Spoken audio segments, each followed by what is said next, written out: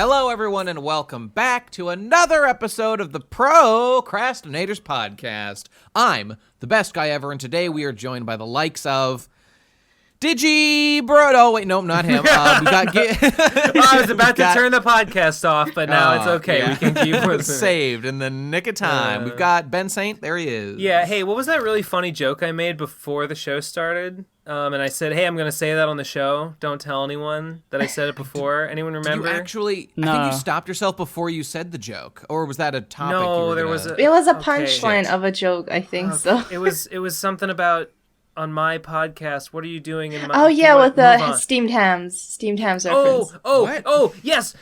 Okay. So introduce someone else. Give and Take is here. Hello?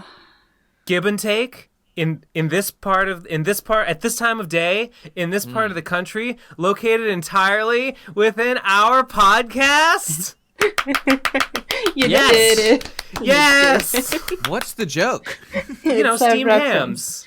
Steamed It's hams just a reference, the Yeah. lowest form of Wait, comedy. Ben. No, it subverts the original. Ben, you have to say, may I see commentary. him? You have to say, may I see him? May I see him?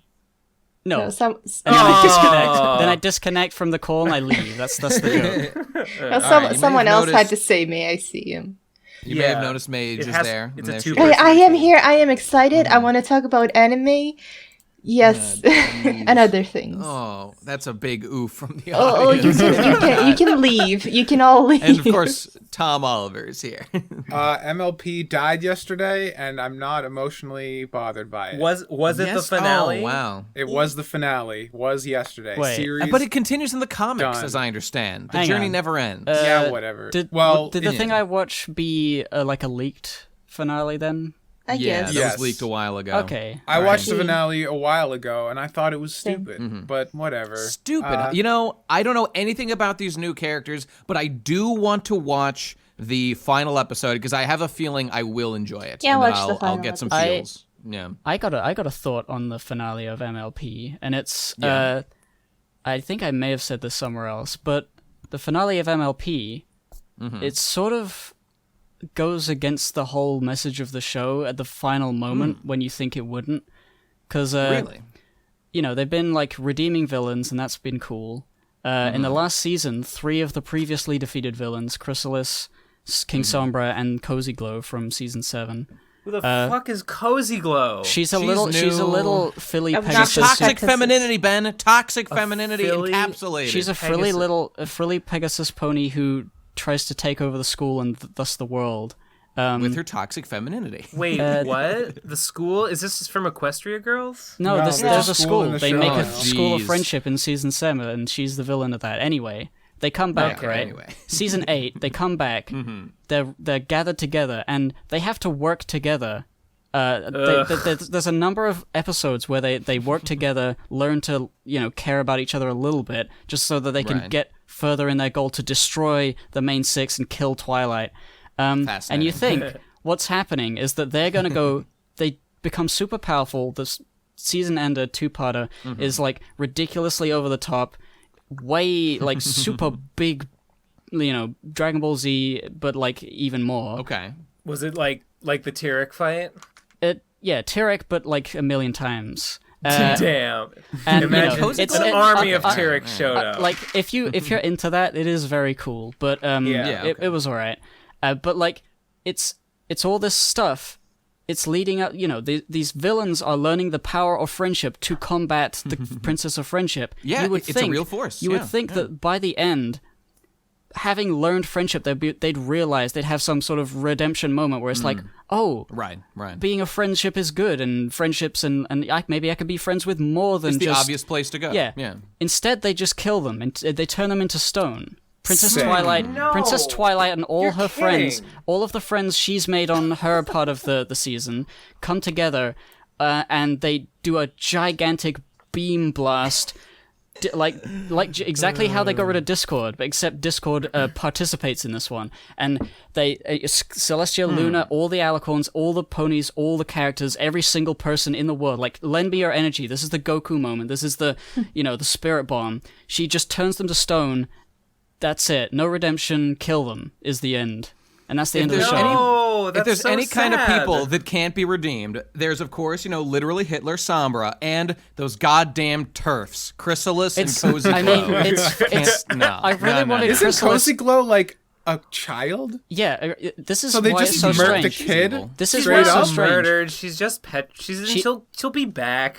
Yeah, in the I guess it's future when awful they've got a way to evil. fucking fix your mind. Yeah, sure. With surgery. It feels like it's leaving it open for them to be back, but it's just sort of like, I mean, The show's over, though. Sombra comes back at the beginning, but he immediately in the two-parter in the beginning, he decides to not work with the others. He goes out on his own, and he gets not like blown apart like last time, but like literally disintegrated. You see his skull in the for a few frames. Whoa, wait. You're saying in the final episode No, they come back? in the opening episode of season 8, Sombra comes back with all the 4 villains, but he says Season no, 9. I don't care.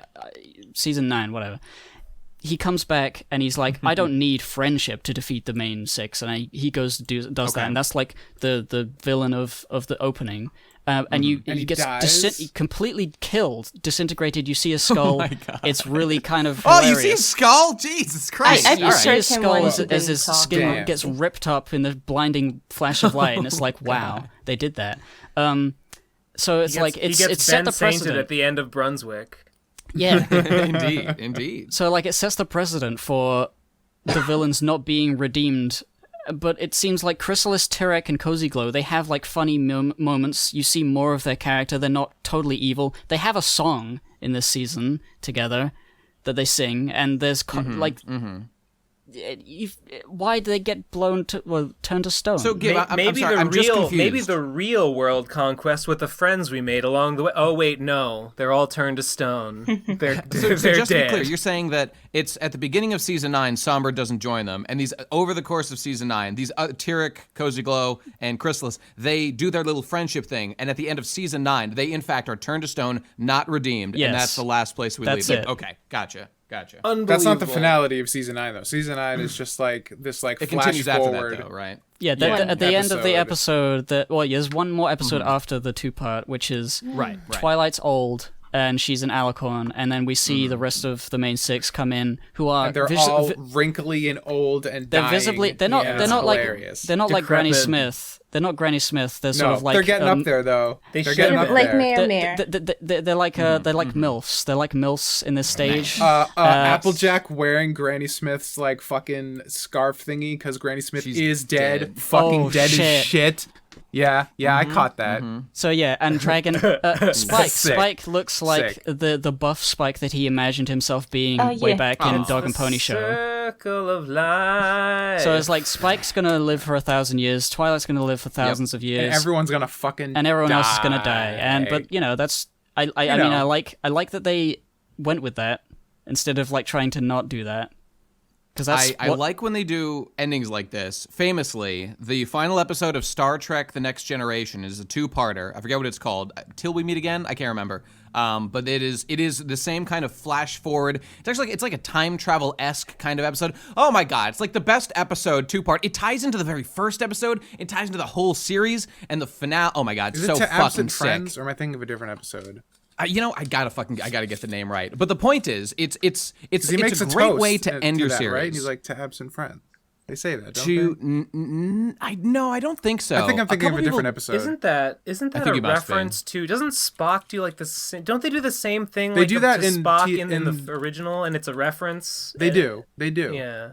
That's okay, because sorry. that's I've after heard Spock this. dies. Kirk does Two Absent Friends. 'Cause Yes. Spock's Yes, dead. that's what that is. This is by the way, the episode's all good things. It's all good things. That's Dot right. dot. I'm And fucked it's up. it's I okay. I just want to fucked say, up. Yeah. All for good, the record, all good things. ... Come to those who wait. something like that. But listen to this though. This episode is so brilliant. Okay, for example, I'm going to spoil it a little bit. In the episode, and things could change, like with it's a time travel kind of episode a little bit. They have to mix up some timelines and match them up, whatever, it doesn't matter. Fix the time-space continuum. It was a big deal. In that episode, we see that in the future, like Picard's back on his vineyard in France. If you don't know, everybody, Star Trek has Picard, who has a British accent, but canonically he is from France because canonically France was conquered by England. So despite the fact Finally. that he is in fact, yeah, it was about time, I'd say. So he is French, but, British too or whatever. Okay, point is, we see the flash forward. Spock has left Starfleet, has become like a professor, sorry, I said Spock, I meant Data. Data, best character of all time. Data is the greatest character ever conceived by man. He got some emotions, he got his chip going, He's grown in so many different ways. He's left Starfleet to pursue his new passions because despite what you may think, he wasn't programmed to be a Starfleet officer. He's an autonomous free being who chose to join Starfleet of his own free will, because that's what he is. And in that, we see him like as this, he's a professor at Oxford, I believe. And he's doing great. He's older. But that gets hard retcon in Star Trek Nemesis, where Data just fucking dies in the fucking piece of shit movies, and it's just Nate, blown to fucking smithereens in the last... Didn't you, what? rant this exact rant, like a month ago? I know. That's all I have to say about it. It's just the most retarded... I'm just saying I feel like we had the this show is conversation perfect. very recently. The show ended perfectly, so I don't want to... My point is, I don't want these cowardly MLP fucks to go back and start changing continuity. Oh, like different things happen after the end before the flash forward. I mean, just leave it they're alone. going to. I'm sure they it was have perfect. the comics. They're already doing it. It's gonna happen. Well, maybe those are before the end of the last episode. I don't know. Whatever. It's Okay. Anyway, It's I like fine. Star Trek. That's what I have to say. And I like anime, and I want to talk about anime. Okay, go for Have it. you- Which anime do you want to talk about? a lot of several animes. Inuyasha? Have you been guys like looking at the most recent new anime seasons? Nope, Season I don't animes? do No. that. I'm sure I'm the only one who's even potentially doing that, but I actually did look a little bit, but not much. Oh, okay. Which ones have you seen? Nah, like none. I think I watched like the Okay, new great. season of Demon Slayer is like the only one. Though I am looking for new ones. I'm checking them out. Okay, it's just because I'm so excited about this like season because like I don't know why it just feels like it has better like a lot better shows than last season did, or at least the ones that I prefer. Yeah. And one of them is called Marimashita Iruma-kun, and that's the one that has me in it. Just to remind Oh, you. right. Oh, you, I we saw get that that. screenshot. Yeah. Yeah. I love this anime. There it Like is. the first episode I laughed so hard just I was unable to like communicate to Biter with words, so I just started making noises through laughter. And he said like, "What are you saying?" And I said, I can't even words," because it was so fun. And then the second episode, I just laughed till I cried, and I don't remember the last time an anime made me cry laugh.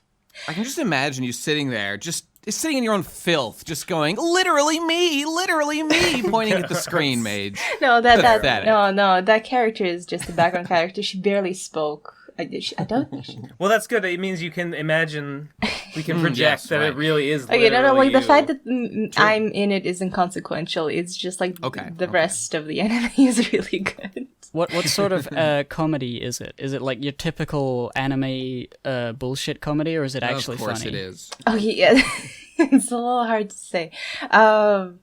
It's a little bit like I can't even say. How do you describe anime comedy? It defies words. That's why they invented a visual auditory medium to Well- express these feelings with, known as anime. I mean, you could talk about like a specific joke. I Yeah, don't tell want to us what spoil made you though, giggle, Mage. because it won't be funny when I say it. Just one. You got to give the people a taste so they'll go watch gotta- the show. They're like, more like this, please. No, no, No. You can't You're explain doing it wrong. jokes. No, you can't explain jokes. You can No. analyze and you Just explain one. jokes. You Just- have to be as serious as possible. No, when the you do only so. joke on my mind is like the most recent one, and it's like super funny, and I don't want to spoil it because it's hilarious, and that's the one that made me cry.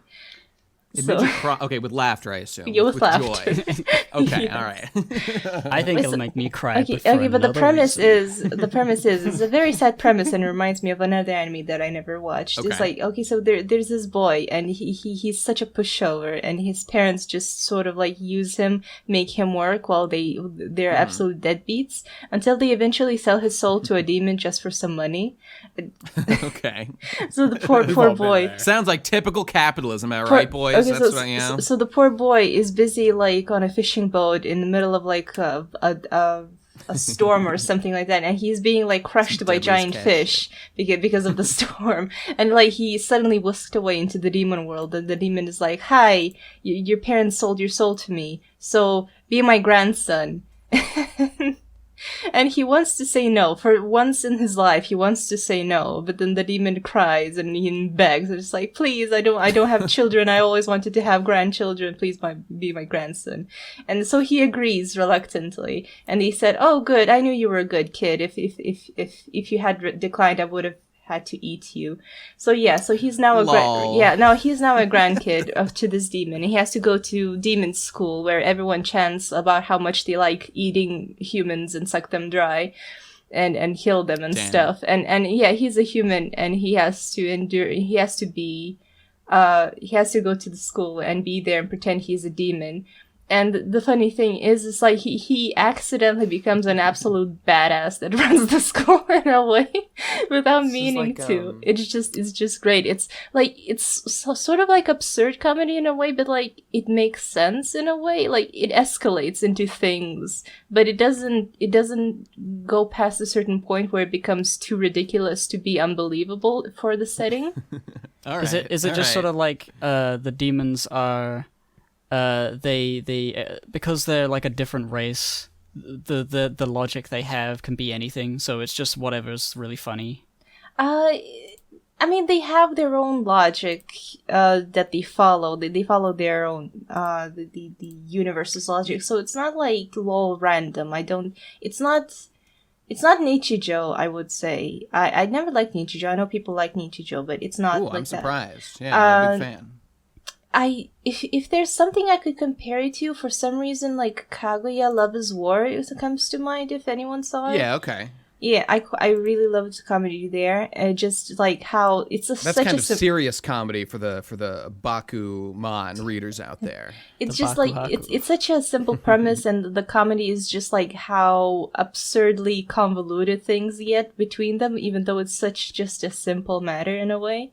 And it's something, I don't know why, but it just like reminiscent to me of that. And I just Did you ever play Disgaea? I think it's either 3 or 4, which is about like a Get a load of Disgaea. That's exactly right. I think it's Disgaea 4, where you play as... No, it's number 3. Fuck. Okay. Where you play as Mao, who is an honor student at, like, Demon Academy, which means that he has been truant every single day. Because in Demon World, you're a delinquent if you show up to class. So the number one... What a twist! So, like, it's you're Mao, you're like an ace student, so you never go to class or do your homework. And, like, your like, little friend, your, like, childhood friend girl is a delinquent, so she goes to school every day and aces every test and is really committed to the bit. And it's pathetic. It's embarrassing.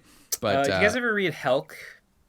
I don't think so. Helck is a manga. It starts off really strong. It's about, like, the demon world is holding a tournament to determine who will be the new demon king.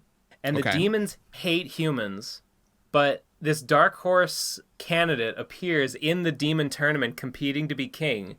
And he is a human, but all of the demons love him, and it's like, what's the deal? And like between rounds, like, and this human just like crushes all these demons at like every contest. Like he's like, damn, he's really showing out. He's really impressed. And like between rounds, like the demon reporter goes up and he's like, Mr. Helck, was it?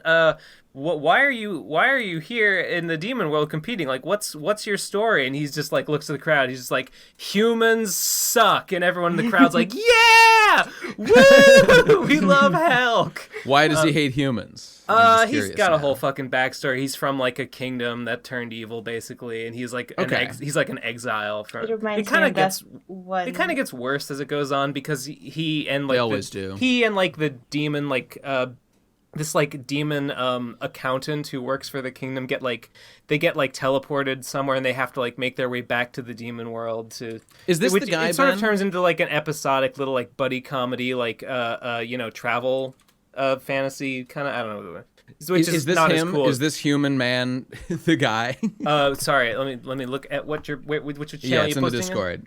Looks like both gross disgusting and the normal PCP one. Yeah, that's it looks Helck. like an absolute unit. Okay, yeah, that's sick. Helck. That's Helck. It's pretty funny. Although I quit reading it after a while because I was like, I think I get it. All right, Mage, enchant us. What's another anime that you're loving? Oresuki. It has a big ol' last name. But it translates to "Are you the one who loves me?" And initially, it is not gonna lie, it had me in the first half. I thought it was gonna be like a harem or love triangle or something. You know, just your basic bitch anime. But it's so good. It's quite interesting. I also don't want to spoil the premise, but like, okay, so it starts like this guy, right? He's just a normal everyday school guy. He has a best friend named Sun-kun. Well, that's his nickname, anywho. So he has a childhood best friend, and she's really cute and happy and genki, and there's even a panty shot which just got annoyed by. And then school class president that's also really pretty, and she's cute and stuff. And he's like he. and it looks like both of the girls have a crush on him, and he sort of sets up a date with each of them, one day with one, the other day with the other. But it turns out that both of them have a crush on his best friend, and they want his help with it. And it's just like, and there's a girl that likes him, but he hates her, and it gets complicated. Sounds like a wacky situation. Okay, but no, like the comedy there is insane, because like initially I didn't know what I was expecting, but God, I was so surprised. It was just, he gets traumatized by a bench, and out of context that sounds really silly, but it makes sense. But even with context, it's also really silly, and it's hilarious. It's even more hilarious with context, because you know why the bench traumatizes him. And I wonder if they're gonna keep the bench coming back every episode or so. Will the bench be a recurring character? Yeah, exactly. It's in the opening. The bench is in the opening. Oh, that's fun. Yeah, I like that. All right. It's great. I love it. It's definitely a comedy I would recommend, because not only is it like top-notch comedy, it's also like it ends in such a suspenseful cliffhanger on the first episode, and then like the second episode also ends in a cliffhanger, and just like, oh shit, what's gonna happen next? And it's just like, I'm so intrigued, because there's like one of the characters is weaving a web of lies and deceit, and I want to see how it plays out, because everyone is playing into it like puppets on strings, and it's just, oh boy, it's so good. I didn't expect it to be so good. Also, the art is really nice as well. The way they draw the lips for the girls is quite interesting. It's a bit different. It's a bit more detailed. What's it called? Oresuki is short, but also... I can't spell this fucking bullshit. Okay. Are you the one who loves me? That one. I want to see these so-called lips. As do I. You really should have procured an image for us, Mage. It was very unfortunate. I'll Google it and find it. Well, Mage, here, go ahead and do that. But speaking of Oresuki. Any fucking day now. Oh, guys. I see. I see what you mean. Oh, they got little baby lips. For the love of God, link it, Ben. Plush little. Okay, well, this is not a particularly high res. It's fine. I love talking about visuals on an audio podcast. Yeah, okay. Sorry, moving on here. I'm posting it in the main chat. Whatever. We can just describe. We can just describe the by pixel, like say the episode out loud. Oh, that's good. That's good. There's a bonus episode idea. We just talk about images the whole time, and we don't link any of the images at the end. It's a good idea. No. Here's a better bonus episode idea. We show images on an audio show, but we don't say anything.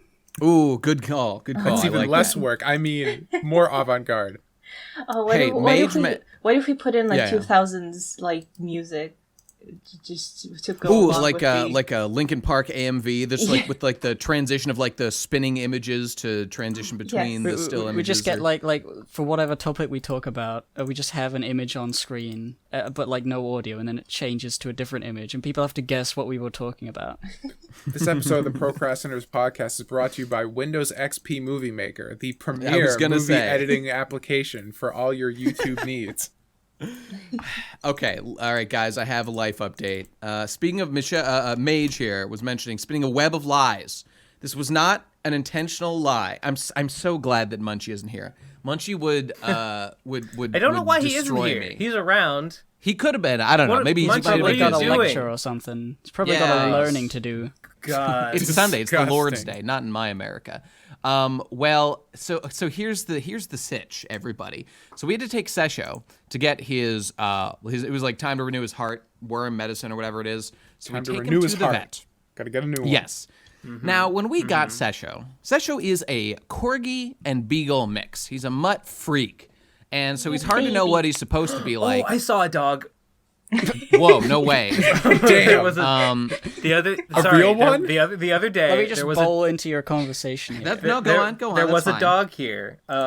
Some people were over. One of them brought one of, not their dog, but like a friend of a friend's dog. And this dog, what's his name? His name was Buttons. And he was a pug dachshund. Do I say dachshund right? Or is it dachshund? Yeah. I say dachshund. I've heard Dachshund. It's like German pronunciation, so we're never going to get it Okay, well, I say dachshund. I don't know if it's correct. Yeah. Someone correct me in the comments. Most people say dachshunds. I think you're okay. Well, it was a pug dachshund mix named Buttons, and he. I'm not much of an animal lover, but boy, this was a cute dog. This was a well-behaved dog. He was quiet. He just like flopped over on his belly whenever you went and go pet him. He couldn't go. He could only go upstairs, but not down them. It was pretty cool. Pretty cool dog. Sorry. Just over the course of his life, he just keeps getting higher and higher. Damn.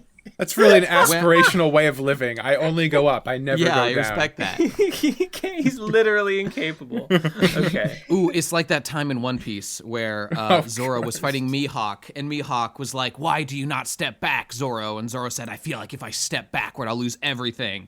So Mihawk, he didn't step back. That's Buttons. That's One Piece. That's Buttons. That's my catchphrase. Okay, so here's the deal. I took my dog to the vet, Sesho, Lord Sesshomaru. Please address him by his full name. And they said, so he got his shots. He was fine. He was a good, brave little soldier. But then, at the end, they were like, okay, so when you first got Sesho, all right, he weighed about 17 pounds. Uh-oh. He may have been a little bit underweight. At that time. Well, they looked into it, and they were like, Sesho's probably a little bit heavier than he should be. Gee. And we've been lowering his food. We've been taking him on walks. Seen this coming?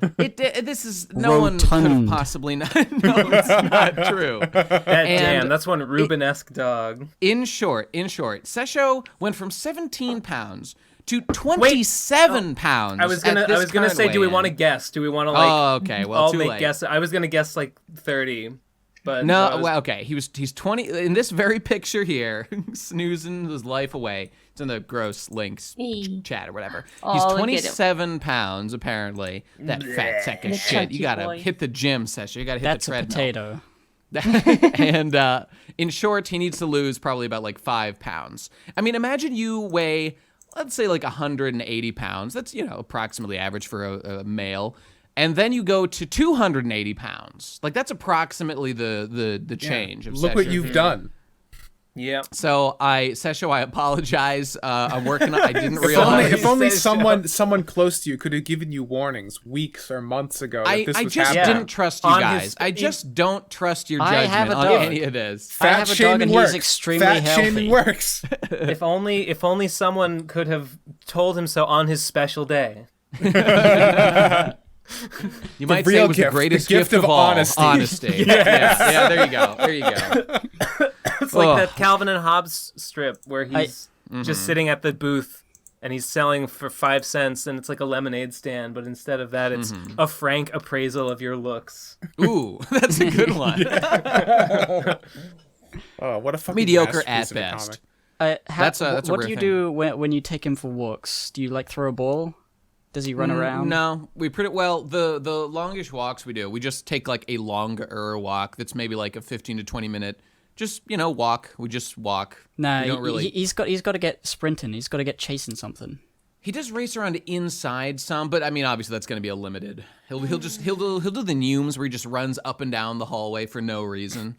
Don't know why he's doing it. Get him one of those exercise machines like where you can get like a tennis ball that squeaks or something that he'll like. Yeah, we got things of this nature. All right, well we're gonna work on it. Me and him, we're gonna punch the heavy bag Oh, that poor chunk. It's all right, Sesho. We'll get you sorted out. So there's the Sesho update. God, I really want to meet that dog. I want to meet that boy. I miss like why what does Munchie have to do with this though? Munchie's been fat shaming my dog since day one, and frankly, it's fucked up, and I don't respect his opinion on that or anything else. So I'm glad he's not here to gloat and to pretend he knew things he couldn't have known for real. To revel in that poor dog's suffering. Exactly. I'll do that for him. I can do that for the both of us. I just want him to be healthy, so we're gonna fix it. We're gonna sort this shit out. So there you go. There's Sesho update. Actually, sorry. One other thing about Sesho was just we went to a pumpkin patch yesterday, and we were walking around. I saw those images. Oh, this is a good. Michelle was posting some of those. This is a good segue for my next topic. Okay, well, good. This will be brief. Here they're on. Michelle posted some on her Twitter. Let me see if I can get them while I'm saying this. It was just the funny thing about it was me and Michelle. We took Sesho to walk around. We thought it was the same one we'd been to before. It turns out it was a different one. Didn't really matter. It was a good time. And dogs actually were not allowed in, but like no one said anything, so we just got in anyway. So I mean that was convenient and good. So we were in. We were walking around doing stuff, and we noticed that so it's one of these things where I'm noticing that I'm at the point in life where people approximately my age, maybe a little bit older, are there with their children. And it's me and Michelle there with our dog, and you say that like it's weird. That's not weird. It's not super weird, but normal. I am noticing this difference, between me and these other people. No, I feel you. So I have a cat. I have a 7-year-old cat. He's my baby. Who needs children? Maybe it's time to go full #breeder mage. No, I think it's time to make the transition. I'm only gonna have more cats. That's just fine. That's just fine. Here you go. Here's fellow Sesho pumpkin. Oh, that's adorable. He's loving the pumpkins. That's pretty cute. And there's more. We'll get more of these. Do you Everyone worship my dog. Feed Sesho on certain times during the day, or do you just? We feed Sesho in the morning and the evening, and we were just giving him a little bit too much food. So you're reducing his rations. We are. That's correct. And look at that last pic. Output. He's just all head. Yeah, all he smiles. Oh, yeah. Oh, look at him. Oh, he's very handsome. Michelle will freak out when she hears this section. So let's talk about pumpkins. Yeah, go for it. Oh, who's that other dog? Oh, fuck Sesho. Who's this other dog? That's a plastic dog. That is a fake dog. You're right. Theorize it's a beagle. We think it's Sesho's father encased in carbonite for all time. Did you say Sesho's part beagle? Yeah, he's like half beagle. God, look at that. More unrealistic expectations for dog beauty. Disgusting. I know. This is bullshit. Just like in this image, I can really see how much of a chunk Sesho is, but he's a good chunk. That's fucked up of you to say. But I mean it in an endearing way. I mean, he does need to lose weight, but he's so cute though. Oh, Jesus. The fat shaming Let me never find ends. a picture of my dog. Okay. We can talk about how much fitter your dog is. Yeah. In fact, I got a video of him running at max speed. Max speed. What's your dog's name, Hippo? Sunny. Oh, Sesho, why can't you be more like Sunny? I hear Sunny's gonna be a doctor. Sunny's got a job at the bank. Sunny's doing just great in life. All right, I'm just posting all my Sesho ones, but let's throwing the ball thing and off he goes. I'm watching it. I'm hearing let this him go. wind. That's a speedy boy. Go. Or do you have a ball throwing lever device? Yeah, for maximum distance. For greater ball leverage. He's very fast, so you need that to throw it far enough for him. He's so cute. Look at him. He's so happy. He go. What's the proximity of this dog park or just normal park to your house? I'm just curious. Maybe we'll take a drive over to ours. He loves it. It's like I don't know, 5 sort of minute walk from my house. Not that far. That's 5 to 10. Don't dox yourself. He went into the river because he likes to cool off every so often. Just toss that ball into the river and get him going downstream. He used to not bring the ball back, but it was it's funny because we had him since he was a tiny puppy, and we've been training him to obey orders. Bring the ball back, or we won't be able to throw it for you, you idiot. And he eventually learned. How learns old is he? to bring it back. He's he's a little bit more than 1 year old. Oh, okay. So he's a new dog. How nice. Yeah, he's even still younger than Sesho, right? Yeah. Yeah, Sesho's like 2. And already ahead in life. No. Sesho's bulking for his summer cut. So he's way ahead in the gains department. So don't you worry about that. It's like that. You ever see that post on I don't know, it was like on a bodybuilding forum or something where someone's like, "Hey guys, I've been bulking for a while now. Like, I've made some real good gains. I've gained I gained almost 100 pounds. Like, I'm really happy with my progress. At what point in the bulking process do I start lifting though?" Oh, that's good shit. Yeah. Never. You just skip that part. Go straight to the gains. That's secondary. It's all about diet. Speaking of pumpkin, let's talk about how much I hate Halloween. Okay. Let's talk about how Halloween is the worst holiday. What? No. There's plenty worse, but I was Halloween loving is the very vibe. big. I mean, the vibe yesterday at the pumpkin patch was great. We had hot apple cider while we walked around in the cool air. It felt great. So I'm a hard sell on this topic. I don't mind the fall aesthetic. I like cider. The colors are fine. I don't mind that it's getting cold. I don't. It's still nice. I don't. I was gonna say something. Oh, like I'm not a snob about like pumpkin spice lattes or whatever. Like that's fine. Pumpkin spice tastes good. I just don't like Halloween. I don't like it. There are less consequential holidays. Like there's I don't know. Veterans Day. Like, I don't celebrate Veterans Day. Like who cares? Like whatever. Okay. Hates the troops. Understood. I don't want to do any of the things that are associated with Halloween. You don't have to. I don't. You have to fuck sluts on Halloween. It's the thing. It's the American tradition. And if you're not going to do it, they'll just go unfucked, Ben. And is that? Pumpkin spice is good. I'll stand up. I'll put my neck out for pumpkin spice. But I don't want to put on a costume. I don't want to see other people in their costumes. I don't want to trick or treat or to receive trick or treaters. I don't like plastic skeletons. The home invasion aspect of Halloween has always been a bit like move out of USA. All your problems will be solved. I mean, I don't like carving jack-o'-lanterns. I don't like any I love carving jack-o'-lanterns. That's the best bit. I want to carve one. It's because it's like a sculpture thing, but like it's not weird to do it. like you can't cut. I mean, you can technically like buy like a pineapple or like a watermelon and carve it at any time. But you never think to unless it's Halloween. Yeah, like putting a pumpkin out in like lighting it, like making like a reference to like Homestuck or Bale Jape or whatever. Really fun. One year I did carve a candy corn vampire problem sleuth jack-o'-lantern. Right. Yes. Which that was good. Was fine. That was good. I did like in in Gravity Falls they do Summerween and they just do it with watermelons. Maybe? Yeah, that's pretty cute. No. I am the Grinch of Halloween. And I know that the Grinch had a Halloween movie, but that doesn't count. What? It's not real. Yeah. There's this. I don't know. The Nightmare Before the Grinch. Grinch is in a Halloween movie where he, I don't know, tries to #cancel Halloween or whatever. Didn't he learn his lesson the first time? I don't know if Dr. Seuss was involved with that one at all, or if the studio was just like, we got to make a sequel, guys. So wait a minute.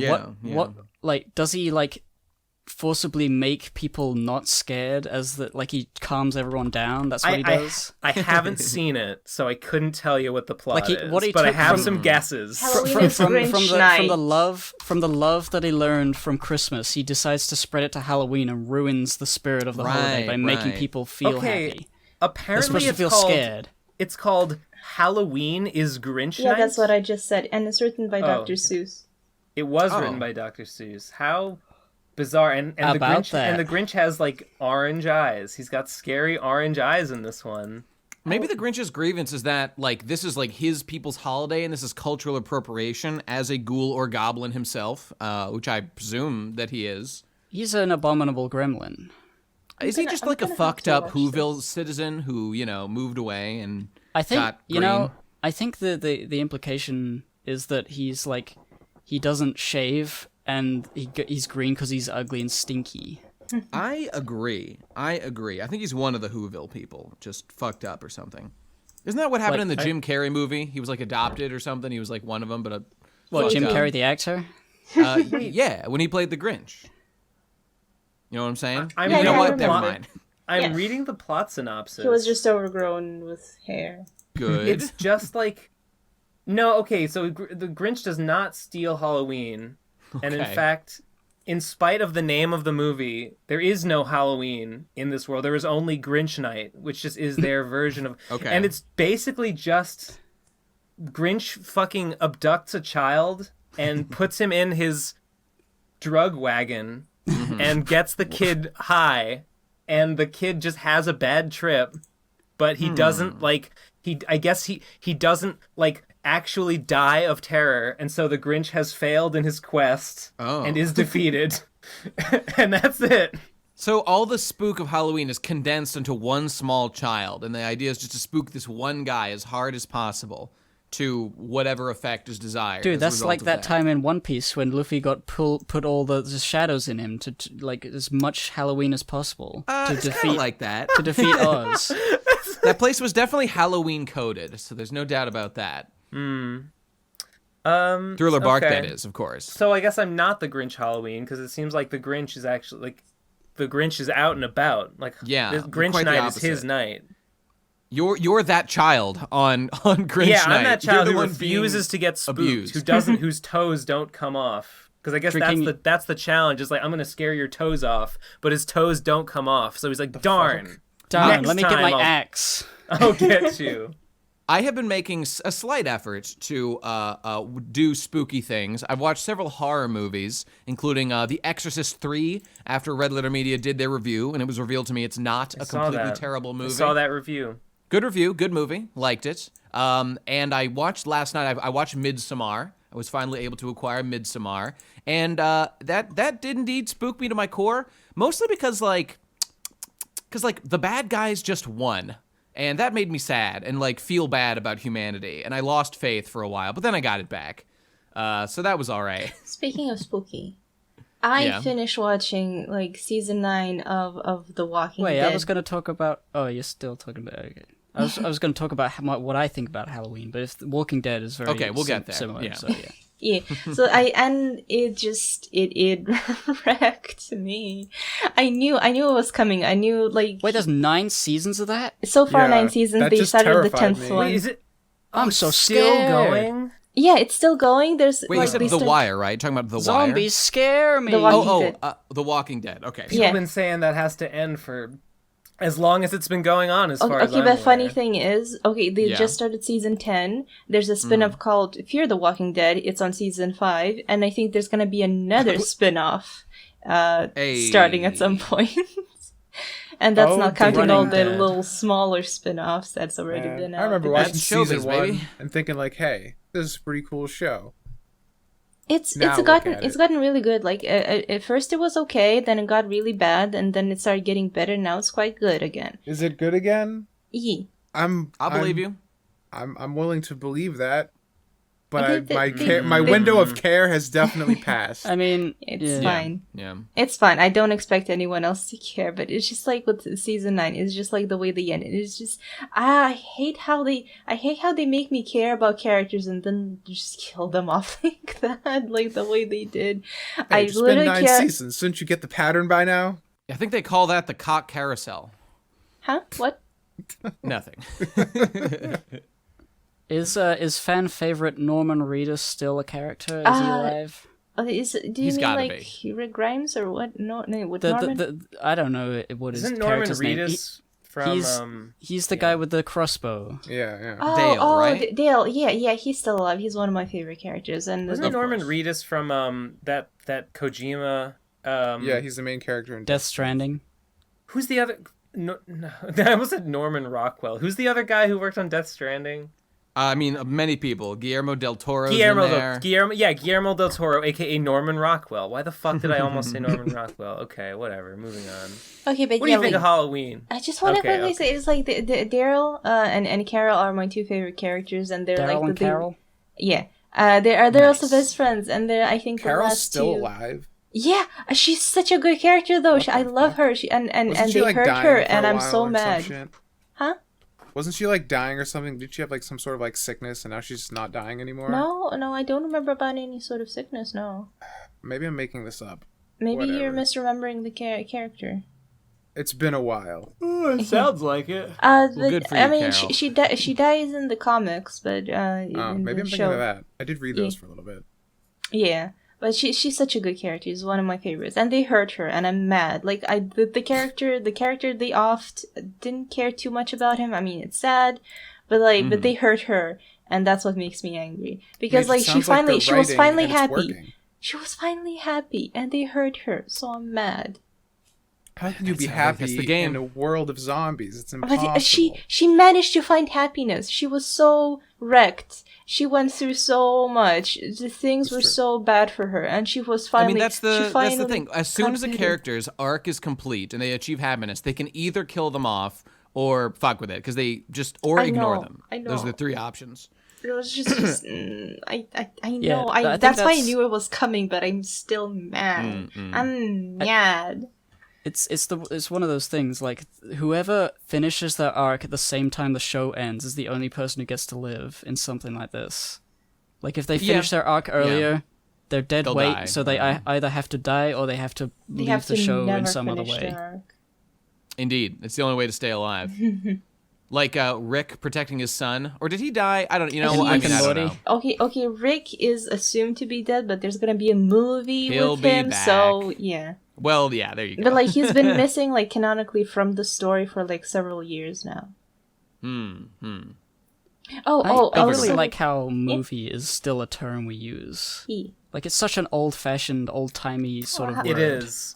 So I try to say at various points I've tried to switch to saying film, but it's never stuck. I mean, film is an old term too. Film. Yeah, but film makes more sense. Film is like a more. What's sensible... the difference? Honestly, tell me. Explain. The difference well, I mean, they is, mean the same thing. They mean the same thing, but like movie is derivative of like talkie. Because like a movie is like it's moving pictures, wow, and a talkie is like, oh, they added sound, now you can hear it. That they called them talkies for a while, but that was stupid, so they changed back to movies. And film is like the thing they used to film it on. That's what it's called.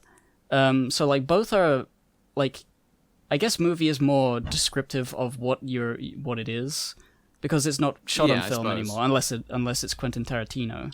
But yeah, I don't know. I think about that a lot, how the words are weird. Like computer, it's just like, it's computing, a computer. It's doing quite a bit of computing still. It's just like, it's such accurate. A simple term, It's just like, we didn't really come up with a word for it. We just kind of like described what it did and said it's. And then like other languages like, okay, correct me if I'm wrong, but I think in Japanese the word is just like komputa or something. That's correct. Like it's like they could have just used like, made up their own word that also describes its function. Like, nah, this word's standardized. We'll just take this one. Is there like a Japanese word for cake? Because all I've ever heard is keiki. Yeah, keiki. I mean, there are many Japanese desserts, but they use the word cake all the time. Cake as we normally think of it is like a Western dish. So that makes sense. It's the same way that a cookie. No, actually, that's not the same. Well, whatever. But like words, right? Where was I going with this? What was the thing? Well, like how about like a waffle? Cakey? Like a waffle is a very specific dish, and you can't call that anything but what a waffle, because of cultural shit. We could make up a new word for it. It's a Dutch word, I think, right? Yeah. Oh yeah, computer. Like I think. Did computing exist before computer? Did they have to come up with a term for what this is? Yeah. Someone sitting and doing math is computing. It's math. Yeah, you can do computation in your head or on paper. I mean, that's what they designed a computer initially to take the heavy lifting out of doing traditional mathematical computation, hence the name computer, I would assume. Okay, I always assumed it was like named after the device, and like maybe the first ones were called like electric abacuses or whatever. Yeah, that would be a calculator doing calculations, right? Yeah, I guess calculation was already a word. Yeah, calculation. Yeah, and computation as well. See, I can't divorce computation from the computer as a word. Fucking Zoomer. Back in my day, we used we just counted on our hands and All right, back in our day, and we then went they to invented school. the abacus, and everyone got lazy, and it all went. And everyone lost their minds. Ben, did you have the weird? Lost their You'd go to math class and they'd hand out the blue calculators with like the white buttons, and you'd have to do calculations on there. But then they'd take them away for the tests. The scientific calculators, like the TI-83.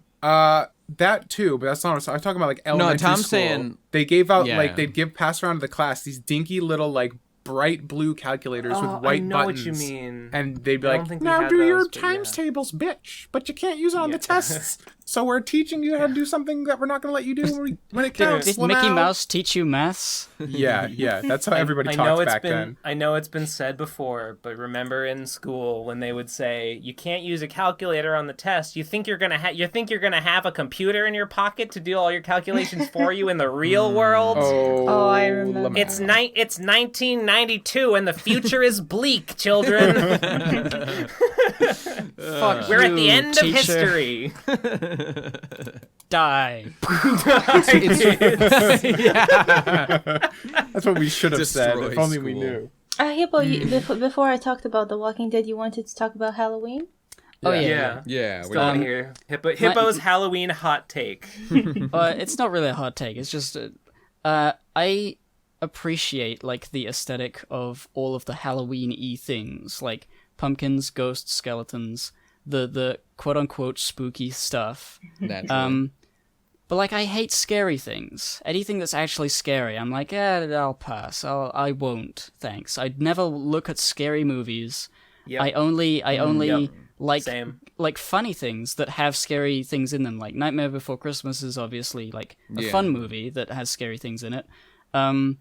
And that's why I like pumpkins and vampires and ghouls doing things that are goofy rather than scary things. I am I so also- torn because I like scary things, but also hate scary things. So I cannot exist. I don't like scary things. I'm over spooky things. Even things that aren't scary but are just quote unquote spooky. No, I'm over it. It's done. When I played the era's Silent passed. Hill 2, it opened my eyes, and I began to appreciate scary things. And now I watch them. They do disturb me deeply. Midsommar kind of fucked me up yesterday. I was very spooked and scared, but more in a, not a, like, there was like no jump scares in the movie. There was a couple, but mostly it was just, like in The Exorcist. You know, actually, was funny. I mentioned The Exorcist before. I was watching. I mean, this was in like Red Letter Media's review, but they talked about how the writer of the books was working with the director. The director just wanted to make a cool movie and like didn't give a fuck about like the message behind it or anything, or you know, something along those lines. But the author was very concerned about the message. And they were doing an interview, and the guy, like the director, was like, I wanted to have like a big finish, wanted to like blah blah blah do this, because spoilers, at the end of The Exorcist, the guy performs the exorcism, the devil comes out of the little girl, possesses him, and in that moment he hurls himself out the window and like kills himself, thus killing the demon which is currently in him.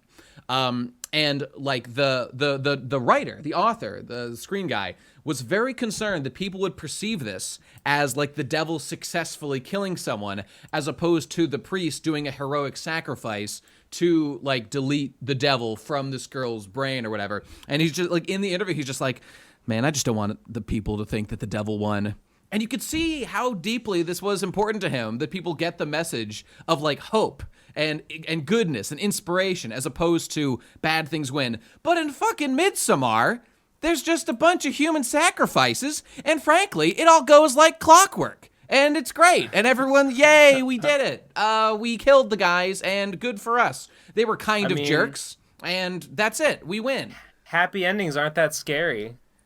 They can be terrifying. I mean, it depends. It depends. Can a happy ending be scary? Okay, I watched a If the shitty bad guy's movie. happy. It I've been depends on going what you down mean my by a list. happy ending. Like if you, It does depend. It does depend. like in a horror movie, a happy ending usually means surviving, getting out safely, right? Yes, But but then they'll give you a jump scare at I the mean, end. a great still example there. of like things with happy endings that can still be terrifying is like anything like cosmic horror, right? Because you've been revealed that there's so much more going on than humans even have context or the capacity to understand, and so it just recontextualizes all of like life. And even if you get away from it, it's like, well, what I thought was meaningful now is meaningless in the face of this greater truth. And like that can Just be take a happy ending, but it's because like the character survived, they got away, they didn't die, but like the world's fucking totally different now. Dude. I'm not even if, sure I'd call that a if- happy ending necessarily, but yeah. What go if on. like I mean, I guess it's down like to the tone guy at that point. there's the guy and the monster, and he guy's like, oh shit, there's the monster. He's fucking killing my friends, but Right, then right. he kills the monster. But he was sleeping. He didn't actually kill the monster. He was just being eaten alive while asleep. Oh no. Darn. I hate when that happens. Cut to black.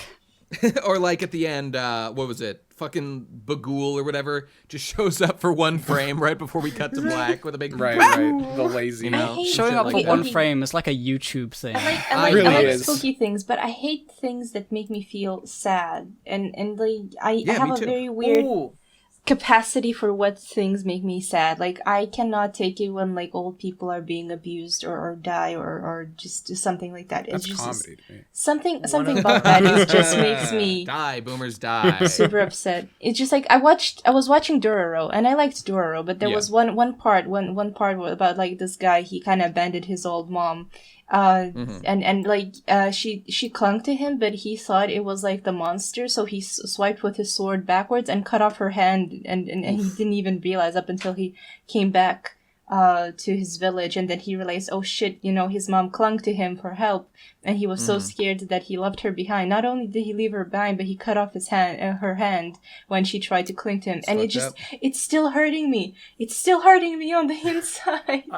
So bad. I can't. There's a movie called Drag Me to Hell, which is I watched it years ago, and I mean it's like over the top in a way that is like comical a lot of the time, but it's still like, you guys seen it? You guys seen Drag Me I'm to Hell? aware of I remember it, but I haven't trailers seen for it. That's it.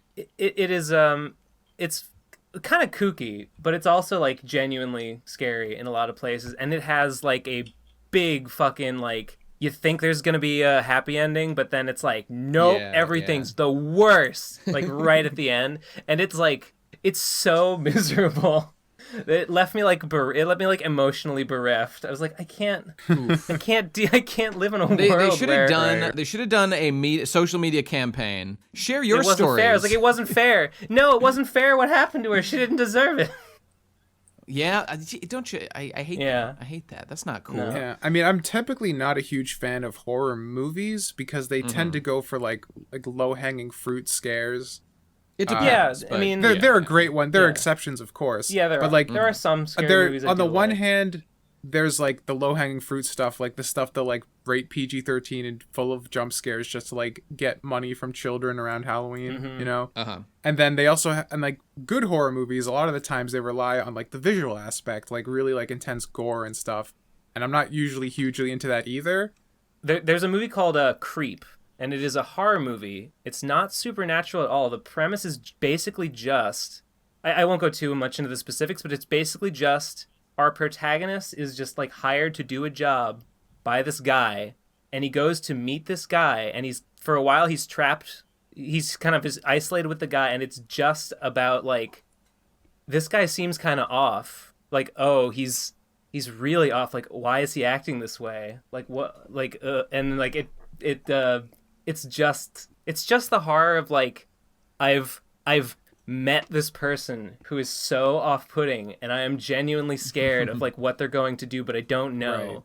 Because I'm definitely more of a fan of like the esoteric or like psychological horror of where it's just like, instead of like presenting like a very tangible physical thing, it kind of lets your mind fill in the blanks with its own worst case scenario. Because you never know. Because like this guy is like, he's like a liar, but like you kind of have to like sometimes it seems like, you know, it like in the same way that he's like tricking and manipulating this character into like thinking like, no, that was just a joke. It's like you, the audience, are like how much like what is the real, what's this guy actually like is like, how much is this like he's gaslighting you. He gaslights you, the audience, and it's like really, ugh, yuck. Movies are scary, understood, but it's all pussy shit. It's all pussy shit compared to legitimately scary video games like Silent Hill 2. That game was so fucking hard to get through. It was brutal to try. Like, just watching a movie, it's gonna keep playing. Just close your eyes, you'll be fine.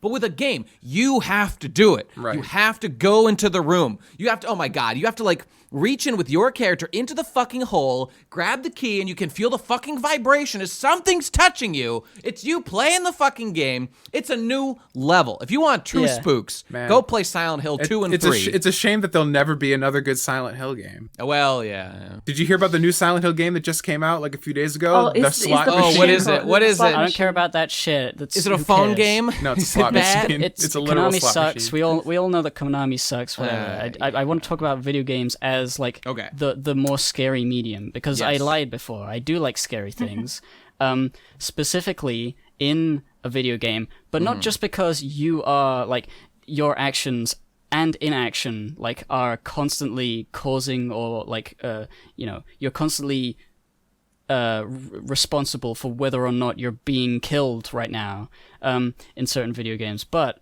it's also the fact that if you're in certain video games, if there's like not really a character, you can skip all of the boring parts of the movie where they have to set up characters that you have to care about so that when they die it's scary. Like when it's you who is the character, you know who you are, you don't want to die.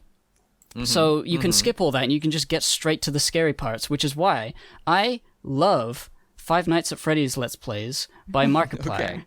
Because I don't have to play the game, but I can sit there with him and look around the screen like, is there a bear coming for you?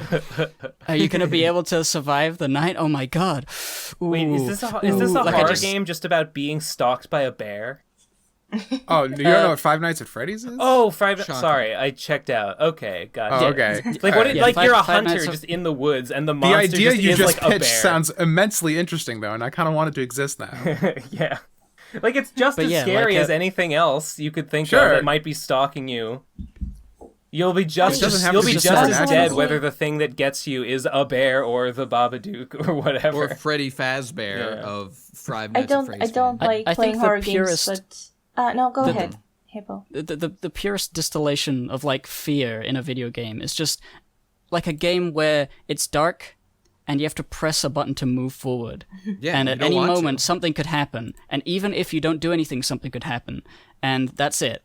It's just a game where you press forward or you don't press forward, and you're like, oh god, click, click. Like I would play that game, I would shit myself, and I would have a great time, and there wouldn't even need to be anything there.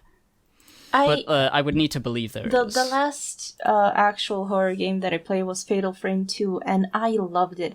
To this day, I still like remember things about it that I absolutely adored. Like in somewhere near the beginning of the game, you explore the house and you find like diary pages of like a woman searching for her husband or something like that, and she's lost in the village and stuff.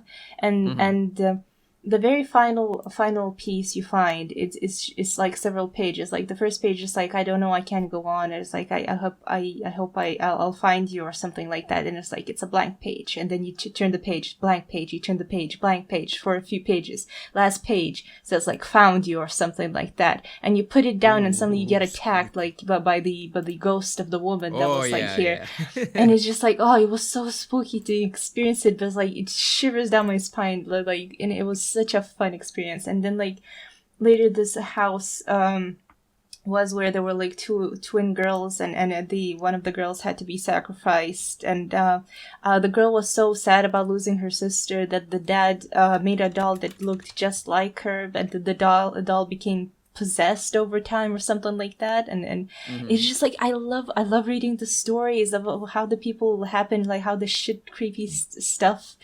It's just like, it's such a good game. Sorry, I'm just like, I'm getting overwhelmed with my memories about the game. There's one great moment. So many good things. Such a good game. There's one moment I always remember. Well, the first time you see Pyramid Head in Silent Hill 2 is terrifying. He can't even get you, but you see him through a grate. But in Silent Hill 3, there's a moment that's probably the scariest thing I've ever experienced in a game, which is just, you walk into this room, and there's a big mirror. And you walk in, and nothing happens. And you like try to interact, like, you know, you're trying to look for ammo or enemies. It's totally quiet. And then you go to leave, and you click the door, and it says the door is locked. And it's the only way out. And then suddenly these like worm noises start to creep into your ear, and you go back to the mirror, and you can see that like your whole body is being covered in like these fucking disgusting ass, like bloody tendrils or something, and the whole mirror's getting fucked up, and the whole room's getting fucked up, and of course you try the door again, but it's still locked, and you can't get out, and you try it again, and you still can't get out, and then you have to try it like a bunch of times, and you can't escape, but the whole time you're taking damage, so you're freaking the fuck out, and you don't know what to do. Oh my god, it was very, very spooky, is the point. Yeah. Okay, this reminds me, I heard about this a while ago, and I kind of meant to ask you about it. Did you hear that, like, you're Twin Perfect? You know Twin Perfect. You showed me Twin Perfect. Do you know that, like, there was kind of like a backlash against them at some point because, like, not Todd Howard? You know, in their Silent Hill videos, they harp a lot on this one guy, and like he got Tom Hewlett. Yes, Tom Hewlett. Yes, and they harp a lot on this one guy's involvement, and I think at some point people, like, he got a lot of hate for it. And it seems like maybe he wasn't as responsible as, like, I saw that video you're talking about. Yeah, there's a video where they criticize Twin Perfect a lot for how hard they go on Tom Hewlett, and maybe they were, I mean, they didn't, like, directly incite anyone to harass the guy, but, like, I think people definitely harassed him and were like, fuck you, Tom Hewlett, after they put a lot of the blame on this. I don't know. Fungo apologized for it, but the other guy, whatever his name is, didn't. Rossiter. I don't know. Rossiter. I was just interested because, like, you showed me Twin Perfect, and I loved that Silent Hill series, and then, like, I was kind of, but I didn't hear, like, anyone talking about it in, like, the broader discourse or whatever, and then to suddenly see it come up as the center of, I don't know, I mean, controversy would probably be overstating it a bit, but, like, people, you know, just, it pops up on social media, like, people are like, this wasn't cool. This was dumb. And then, I don't know. I was interested to see it pop into the public consciousness. I didn't expect that.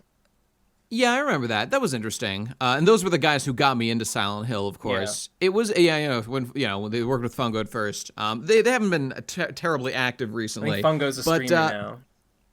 Yeah, indeed. Fungo's a streamer. Twin Perfect themselves don't really upload much. Fungo did a lot of Bloodborne content, but I think stopped after a while. I don't know. Yeah, he made a ton of very popular, like, Bloodborne lore videos explained, which I thought were very good. They were. I watched a lot of those. I know he vapes, so that's pretty cool.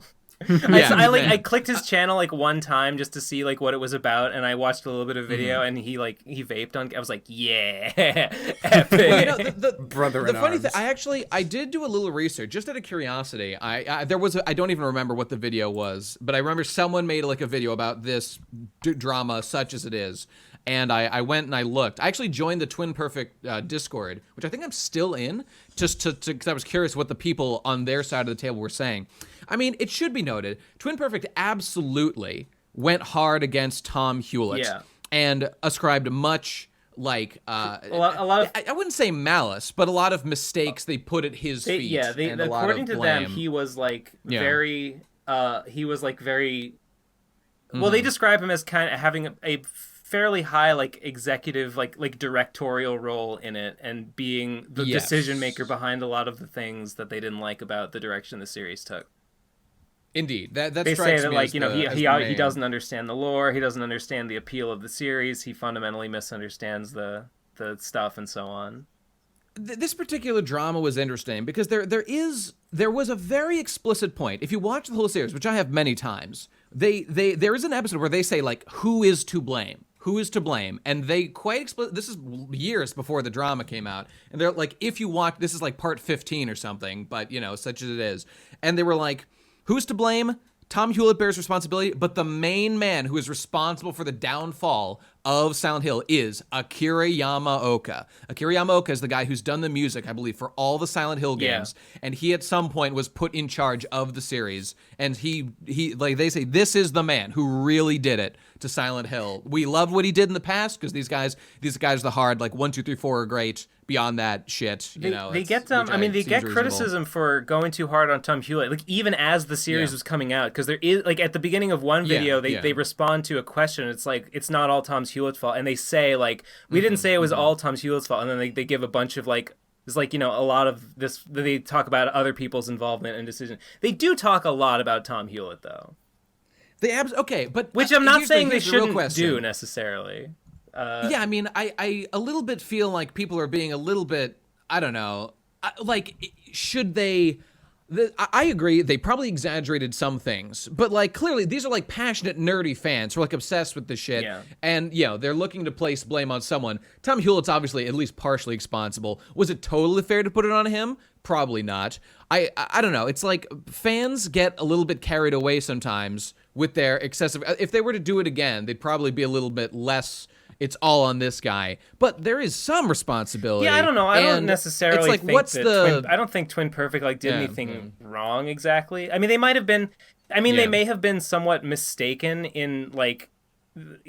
I mean, like they might have thought that he did more than he did. Like they could be factually, and I don't feel like they were in the wrong to criticize a guy for the things he did. Yeah. In a video game. It did always strike me that even as I watched that series, I thought to myself, like, Konami's a very big, presumably complex company. Yeah. A lot of these guys say that it's hard to maneuver in a big company. They have to get approval from executives. And they how much can one man be responsible? Sure, to some degree. They say that, but they talk about how this is a corporate machine that has set this up. So I mean, I would just agree. Tom Hewitt is beholden agree to his employers. I think Twin Perfect did in fact put. Yeah, I agree. I think Twin Perfect did put too much responsibility on Tom. I agree with that, but I don't think they were deliberately trying to get the guy harassed, nor do I. No. I like if we held I don't think they expected the series to be that popular. It's like at what point. It kind of come to that thing, that topic I talked about months ago, which was like, what is it? The journalistic concept of like not doing harm or whatever it is. Yeah. Like there is accountability for anyone who makes a YouTube video to like be accurate and precise so that you're not like doing any negativity. And I have no doubt Tom got a good amount of pushback. I mean, there's definitely and had a shitty time. Probably a large contingent of the Silent Hill fan base that now associates Tom Hewlett as the guy who ruined Silent Hill. Sure. The interesting question, and it is a legitimate one, is to ask, like, how much blame? Let's say Tom had an absolutely terrible time as a result of this. These were a bunch of dudes making videos about Silent Hill. How much responsibility do they bear for simply going perhaps a bit too hard on a man they feel is responsible for a downturn of a video game series? I don't feel like they really more have than any. Zero, less than 100. I don't feel like you can point to any like particular thing they said and say like, this is unacceptable. For you to say this? No, sir. Have you no sense of decency, sir? And, I'll just say, I always found this a little bit funny. They did a thing, I was always a little bit suspicious of this, where they say, like, guys, it was after, I think, criticisms like this began to come out, and they were having their fights with the Silent Hill wiki. They're like, okay, guys, new gimmick for this episode. We want you to smash the dislike button because we want to show them that we hate, it was like the remakes. And I mean, I agree, there's tons of problems with the remakes. Total, very shitty product. They go into incredible detail into all the problems, and I salute them for it. But like, the way they're saying, like, smash the dislike button, it's like, oh, now, like, no one can hold you accountable if there's any negativity to this video. Because if it's all positive, you can say, wow, even though we said to smash the dislike button, everybody loves us. And if it's tons of dislikes, well, you're just making that a positive now, which I thought was a little bit silly. But I mean, I get the point. It's just I always wondered if there's a little bit of gamesmanship going on there, trying to I'm sure there cover themselves a little bit. How you play the game, I suppose. What yeah, I mean, these guys were going on a big culture war of like, we want to defend classic Silent Hill, and that raises innumerable issues about, it's the cult. It's all about the cult. It's not a why don't people remember that it's a according to the lore of Silent Hill 1, this is all caused by the cult, and Alessa was a sacrifice. Alessa was not a deliberate sacrifice. The fire was started accidentally. I mean, you know me. I made my fucking like Tifa video about retardedly overly analyzing details. That's all they do. This is all they do. It's a good series. It's a really good. It is a good series. The Twin Perfect Silent Hills is really fucking. Oh, the real world, dark world, and foggy town. They all look the production just the values same. on these songs they roll out, like, incredible. Is the only one with another worldly name. I think about that song all the time. Hard to believe. It's a great song. It's a great song about such minute plot details too. Yeah, just like who would do such a thing? It's great. It's great. Yeah, and I mean, just if you watch the series, like the amount of editing and the hard work that is just so apparent in every. But I will say, I've always thought their video. delivery is pretty Crazy. bad. They really come off like they're stiff and like the way they read their lines. It's like it really feels like they're reading cue cards. You really feel that they're reading cue cards and like they gesticulate a little too much. I don't know. We've had this disagreement before. I've always liked them. I Rossiter. think He's like they're he moves his head and shoulders in a very like explainy way and like a. By the way, Twin Perfect not uploaded a video since May 4th, 2018. So it's been on like over a year and a half now. And I miss you guys. Damn. Rossiter, please come back. Damn. Oh my come god. back. In my head, I was thinking of Dude Perfect. You silly boy. Who's Dude Perfect? Oh my The guy, god. the trick shot people. Yeah, they do trick shots. Never. They do trick shots where you throw you throw a ball onto the wall and it lands in a cup, and then they go, Like really "Oh far my away. god!" My guess, And, I don't know this. My guess is that they're the most profitable YouTube channel in the world. That is my guess. Dude Perfect? Because Dude Perfect, yes. I mean, they get insane numbers, and what they do is not. I mean, I respect the work they put in. They make props and they do crazy tricks, but we all know they just practice the trip over and over until it works. Did you like And- like the Jackie Chan thing? You seen that? Yes. Yeah, yes, that every frame of every painting frame one. painting by Jackie Chan. Now he would just do like hundreds of takes until he got the shot or the hit or the perfect. Or broke his leg. And I respect it. Yeah. Oh yeah, or dies in trying. Well, okay, that's enough about Dude Perfect. And that's enough about Twin Perfect. All right, here. Those boys all are right, dead. I got something to say about a content creator. You know Andrew Hussie, that guy who made Homestuck and some other things. I've heard of him. I've heard the name, but he- I've never met the man. But beyond that, He has opened an Instagram account semi-recently, and he is a hashtag e-boy now. what? For his 40th birthday, I think it was. He started he's being old an as shit. e-boy. Tell me more. He started being an e-boy on Instagram, and I followed him. And the posts initially were just like him wearing like extremely young people hip trendy clothing. Okay. With sunglasses, doing silly poses in front of horses in a place. Yeah. Then it was like a bunch of images from him, like in a different swag outfit, fresh as fuck, all that sort of, and he's just sort of hashtag e-boy, hashtag Hussie, like is like in places being fresh, and it's funny. It's just unironically the best thing he's made since I don't know, Cascade. Yeah. So, but then, like more recently than he started making these posts, he's been like doing Toblerone hot drops. They're not called hot drops, but like Toblerone secret location find the Toblerone quests. He would take picture of Toblerone, he would sign them, and he would hide them in a place. He would take a few pictures of himself, and then like zoom in on a Google map. And people would go out and find the Toblerone. And this most recent one, he was in Taiwan, I think, according to comments. Mm-hmm. So he's in Taiwan, putting Toblerone, and it was just so funny. He took a picture of the Toblerone, and then he took a picture of a shop, and then he took a picture of the bathroom stall of the shop, and then of a painting on the wall.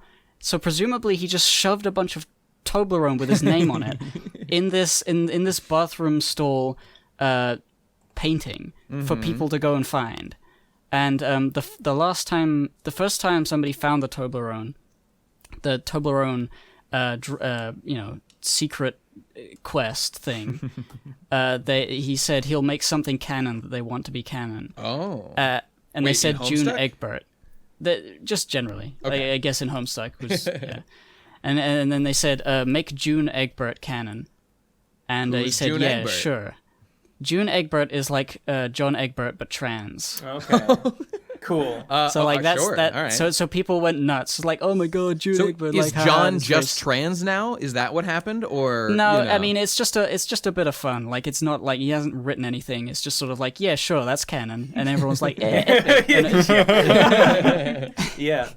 And I just really like this. Like, so much of like what has followed from Homestuck, the decline of Homestuck in Act 6, and then everything that's followed has been like kind of depressing. Mm-hmm. But I like the fact that Hussie himself is still funny. That is cool. That he's doing this e-boy stuff. I'm gonna link his Instagram. I just want to see what kind of fresh outfits he's wearing. Yeah, me too. I want to be like that. I want to be a fresh e-boy. This is disgusting, by the way, and I don't approve of this. This is an old man. He needs to get into his coffin and stay there. No. Oh yeah. His name is E-Boy Hussie. Instagram.com/eboyhussie. Fashion girl. He looks pretty good for 40. He's got the sports. Yeah, he looks pretty good for 40. Yeah. I think it was 40. I mean, I heard that somewhere. I don't actually know. That sounds about right, because he's like, he's elderly. He's about that much older than me. He's basically he's at least late 30s. Oh, him and his fucking emo striped. Some of these are almost unironically good, or like you would see. Yeah, like people were like laughing at first, but then a few people were like, "Damn, oh no, fresh dough." Yeah, my a little bit erotic senses. The one with the wings behind. Yeah, exactly. That's the one I was thinking of. It's in Boston. There is an alley near Harvard Square. And in this alley on the wall are this pair of like big white wings, and every fucking thought or whatever, every femoid's got to have their their picture of them in front of those wings. And these wings, okay, not only is that like a really uninspired picture to take, like everybody does that, like but they also suck. One, they're at the wrong height, like they look like they're coming out of your like hips, so. They're too low. They're not positioned correctly. More importantly, they're just bad. Like, they're just badly painted. Like, the wings are not the same size. Like, one is just longer than the other, and then, like, they're completely lopsided. It's like bad execution of a bad idea, and I hate everything about it. Perspective, they look good. No. They're just no. Okay. No, they're just like. A fucking hack put them there, and nobody had any better ideas. So they've just been there, presumably since the dawn of time. Ain't that just the way it goes? But it's an institution now on Boston area social media. You gotta see those fucking wings everywhere. It's like the London Bridge. Exactly. You just gotta blow it up once. You go to France, you take a picture in front of the Eiffel Tower. You go to Boston, you get your stupid fucking alley wall wings. How embarrassing for us. As a species, yeah. But of course, I see Hussie here in front of his cool, like, big, like, tropical parrot wings, and he's making it work. He's dressed for the occasion. Yeah. I love the little chain he has on. He should have a turtleneck, really, but I appreciate the little chain. Damn, he's actually a little fresh. Right? See? Hello, fresh, I say when I see Hussie. Go to Instagram.com/eboyhussie and follow. All right, what do you say? Voicemails? Yes, I was about to say. Yeah. Okay, all right. I think it's about that time. Ladies and gentlemen, interesting update, which is just I think we said last episode, for the longest time, we don't understand why SpeakPipe, which is where you should leave the voicemails, has just been allowing us to get more and more things despite the service apparently shutting down. And also we have a free account, which is supposed to have a cap, and we have way too many voicemails. We just got a notice on our SpeakPipe account that's like, hey, you have 500 out of your available 100 megabytes of space filled. Please empty them or something. So I don't know. Should we try to empty them, or should we just roll the dice and like see if they do anything? We should empty the old ones. The only ones that matter are the ones that actually got played on the show. I mean, yeah. I mean, those are all preserved on the show, if nowhere else. Whatever, man. It's quote fine. Unquote preserved. We're usually talking over them. Well, okay. I have a small insignificant announcement before we move on. Yesterday I bought a Switch. Hey. Yeah, finally. Congratulations. I'm so excited. What's your plan? I bought it together with Fire Emblem Three Houses. I'm gonna date you would everyone. like that. Yes, I will date. I will date everyone. It's like it's a dating game, right? Yeah, it's a dating. Yeah, pretty much. I think there's a war in there somewhere. It's a dating anime game. Yes. Keep me posted. I Fire haven't played Emblem the game. has long since died. Yeah, long before it died. And I'm playing with its corpse. Emblem. Yeah. Mage, keep me posted. I hear that the blue boy, I think is Dimitri, I hear he's the best, and I hear he's sick as shit. So let me know. Let me know Okay, your impression. I will. am curious. The biggest dilemma I will have is like who to romance first. Because Of course. I like at least 8 of them already. Well, I mean, that's the game, right? You have to get to know them. You have to pick your favorite. You know, Yep. You gotta get educated. I also have a small announcement about the Kickstarter, which is has obliterated all barriers again. Right now, it's sitting at $10,900. Trying to get up to. It's almost at 11111. Trying to get that 11111 to send that Slimeoid to college. Yeah, indeed. Ben, what does that actually entail? I mean, we'll just have to find out. Oh wait! Oh no! We just passed 11,000. Just oh my right God. now, right as I was looking at the page, it up. But what does it mean? We gotta get to 11111. I mean, I don't know. I don't know. I mean, who knows what the future has in store for this little guy? But boy, if he doesn't get that education, if he's not qualified for a white collar job, then I gulp. I mean, at least with the Radcon 3 Kickstarter, we did promise one video if we hit the meme goal of $9,001, sorry, which we did. But with this, I mean, the possibilities are endless, I suppose. I mean, I guess all I'll say is that one way or another, we will see what becomes of it. Okay, all right. This poor little Slimeoid. Doesn't have a name, but that's education, please. And so he had a fortune, but it was lost in the rains, Not a as I fortune. understand. I mean, he had Enough to afford college, though. I don't know if he actually had enough. Sorry, it had enough. Okay. Slimeoid's very particular about their pronouns. It only, please. Ben, I'm glad that you were okay. shameless enough to rip off that one joke from Undertale with the Temmie going to college. I'm glad. You're welcome. I do We're feel doing some the same some thing again. similarities here. I didn't think about that, but I see it. What about tiny baby Ben Saint? Does that him pronouns are used for tiny baby Ben Saint or Well, it? I don't know. What kind of a parent is Gun Girl? Gib, any comment? I mean, she's raising it genderless? Very she's very conservative. She doesn't believe in. She believes in all that- traditional in all that values. hoo-ha. Yeah, makes Yeah, sense. traditional No. values. It's a boy. A gun in every hand and a book a gun in every hand. trash She's can. teaching him how to shoot. Clearly believes in the Second Amendment.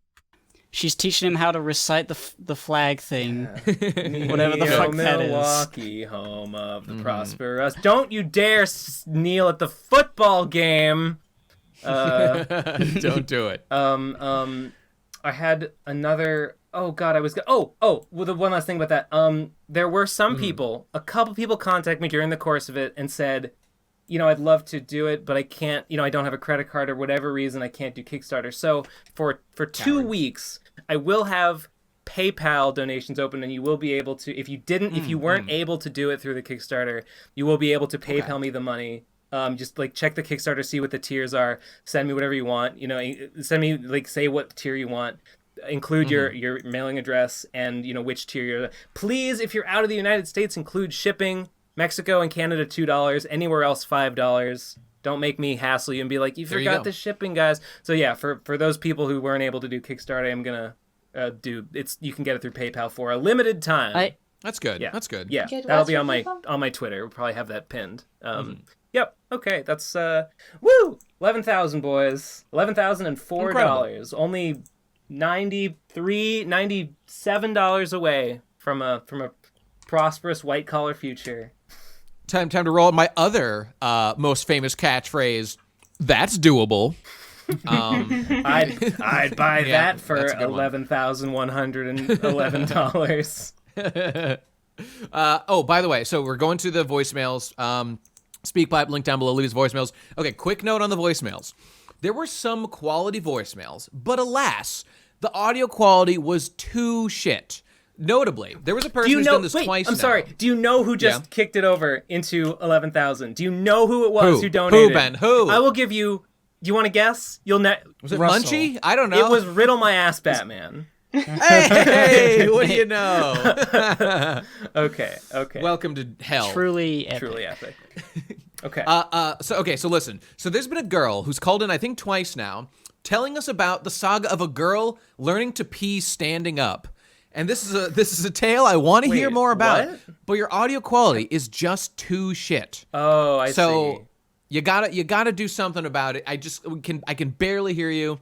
I don't know. That's sad, but 'cause, that goes for I'm- everybody. I'm interested. Okay. There was another note. So some of these were too long. So this is my little summary section. Okay, Neverpaint heard last episode where I was like, Inktober sounds like the Neverpaint lifestyle, and go Neverpaint. And so Neverpaint left a voicemail. It was fairly long of just being like, "Oh no, I actually haven't been doing Inktober, and I feel guilty now." That's okay. So Fuck Inktober. I went and I checked. I believe Neverpaint has in the style. So the voicemail was like, "I won't sleep. I will finish Inktober now because I've been told to." You don't need to do that. I absolve you of any need to do this because they were very clear. He was like, "I am busy with other things. That's why I'm not doing Inktober." You don't need to do Inktober. I don't want to put any pressure on you, dog. You're working hard already. It's clear. I'm not doing But Inktober. but I got alas, shit to do. they had already caught up and clearly had been Darn. burning the midnight oil to do Damn. this. So I just want to absolve you with whatever little authority I have here, since I was the one who said, go, Inktober, Neverpaint man. So, okay, there you go. Speaking of Monthtober, I'm like 2 days behind, but I'm going to do 2 little drawings today. Also, did you, by the way, check out Red Noir. I just posted a new page. Oh, yeah, that's good stuff. I love Red Noir, dude. I Noir love is Red great. Noir. It's really great. Was that Smeared Thanks. last chapter? No, it's, what's the name of that? Shraft. Shraft, that's the one. Shraft and Gurren. Yeah, please continue Red Noir. Gib, I forget. more- What's the name of your slime lady who can't speak correctly? Katie. Katie, yes, I like Katie. Want more draw pornography, everyone. Please. You've been destroyed. Okay, please. last thing I want to say of these voicemails that were too long or boring to play, which is, so a mysterious man who actually, we have a voicemail of his, but I don't know his name. I don't know what he really is. There's a guy who's been leaving many voicemails, and they're not bad. And apparently, so on my stream yesterday, he just said, he was like, "Hey, Nate, if someone gets 5 voicemails on a PCB episode, do they become God?" And I'm like, impossible, but if they did, yes. And apparently this guy has in fact done that as of last episode. So go listen to the last episode. Apparently 5 of those were from one dude. I'm a little incredulous, though, if that's actually true. And this person provided no proof. So I'm just saying, call in with a better voicemail and prove it. Did he something. assume that it was like of all time, like over time? No, I mean, they said like last in PCP one- episode, we played apparently 5 of their voicemails was the claim here. So, I mean, I find it's hard to believe. So, okay, there's your synopsis. Prove it is my point. I don't believe you. Okay, with that, enough of the announcements. Let's get on to the actual voicemails. Here we go. So, first one is from our old friend, Scumbag Chris. Let's see what they have to say for themselves. Go. It's been 4 weeks since I left home to become part of a group of eusocial insects. Unfortunately, the kamikaze ants wouldn't let me join them, since I was too much of a weeb even for them, so I've had to scrap my plan to suicide bomb the PCPHQ. Fortunately, my many years spent studying the blade made me an excellent candidate for the leaf cutters, and I really did want to see what all the hype for ant-fungus mutualism was about. At first they were hesitant to accept a guy who's 185 centimeters tall and a bipedal mammal, but I think they're starting to warm up to me.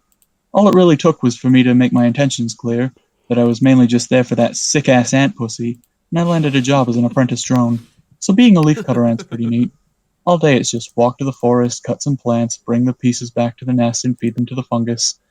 I'm surprised by how much the repetitive menial physical labor distracts me from the systemic inequality of this militant classist regime. But more than that, it's the fact that I get to smash that sick-ass ant queen pussy.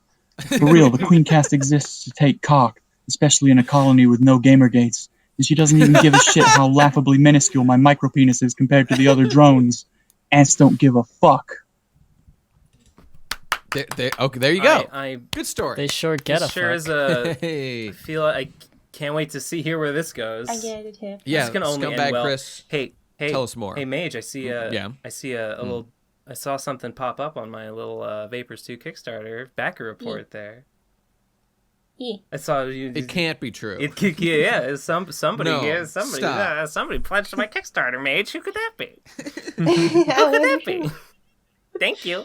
Thank you. She's just trying to help an honest Slimoid get an education. That's all. I wanted to pledge earlier, but I was saving up for that Switch, so I wasn't sure if I had some to spare, but I did. The money's not for you, Ben. It's for the Slimoid. It is. I've told Christine that all proceeds are going to the New Los Angeles City, aka Neo Milwaukee Emergency Rain Relief Fund. So that $300 on education. That $300 is just off the table. You know, they need it. They need it more than me. You know, that favorable exchange rate. We got to make it work while we still can. Slime will become the next president. Yeah. Mage, have you ever played a game called Forager by any chance? Oh, hold on. I'm going to Google it. It sounds familiar. It's one of these monotonous, grindy games where you start off with like no tools on an island. No, I haven't. I looked into it, and like it seems like something I would like, but at the same time, there's things I would not like about it. So no, I didn't try it. So I first heard about this game from what's his name? What's Discount Matthew Matos's name? Andrew Dobson. Joseph Anderson. Yeah. Joseph Anderson. I was gonna say Noah Caldwell Gervais, but no. Yeah, you know, I've still never watched Noah, but yeah, Joseph Anderson. I like his travelogues. I never watched him. One day I should check him out. But Joseph Anderson made a video about Forager. I found it interesting, so I went and I got it. And that game is like, it's probably the most addictive game I've ever played. It's similar to Cookie Clicker, but has a better gameplay loop, such that like there's a point where you hit like the curve where it takes a while to like increase and expand and do other stuff after you've like bought all the land. And I've hit that, and then I've just wiped my game and replayed it up to that point like 3 times because it's just addictive. And my famous Miamafa 2 video, I Have No Time and I Must Game, is about the addiction to this very game. But okay, nonetheless, so it's fun, but it's a total waste of time. It's just a satisfying gameplay loop is the only good thing about it. I'm glad it's satisfying at least.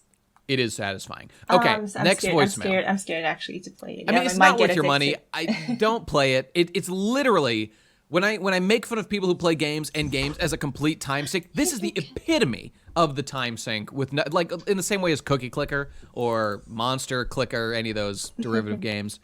Okay, whatever. Anyway, next voicemail. This is from It Was an Inside Job. Okay, go. Hi PCP. I've got a question. As a content creator, what do you think is the right strategy to incorporate Patreon? Should you have it from the beginning, and as your audience grows, you grow too? Or should you wait till your audience grows and then introduce it once you've kind of developed a following? Thanks. I think... What do you think? That the best way to do it, wait until... And this is cynical, and I didn't do this, but I wish I had. I wish I had... Wait, grow an audience first. Don't have it from the beginning. Wait until something bad happens to you, and then announce that you started a Patreon because something bad happened to you. But Ben, what if nothing bad happens? Then you're fucked. Pray for tragedy to strike.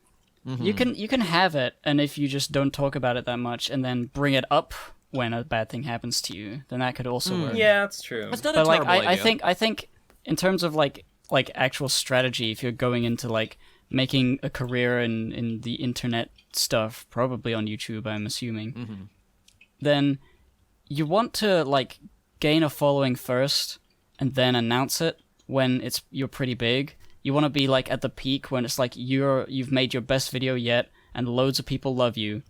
And then say, hey guys, if you want to support me, because like if you leave the ability for people to support you off the table, the yearning grows strong, and people who would support you are more likely to support more. It seems to be, from what I've seen, from the small amount of cases where this has happened, where a channel has gotten incredibly like good vibes from their fan base. They got loads of subscribers. They got pretty solid niche, and then they announce their Patreon as just sort of like a thing. They don't even need to do much marketing about it. They just need to mention it, and then those people will jump on it.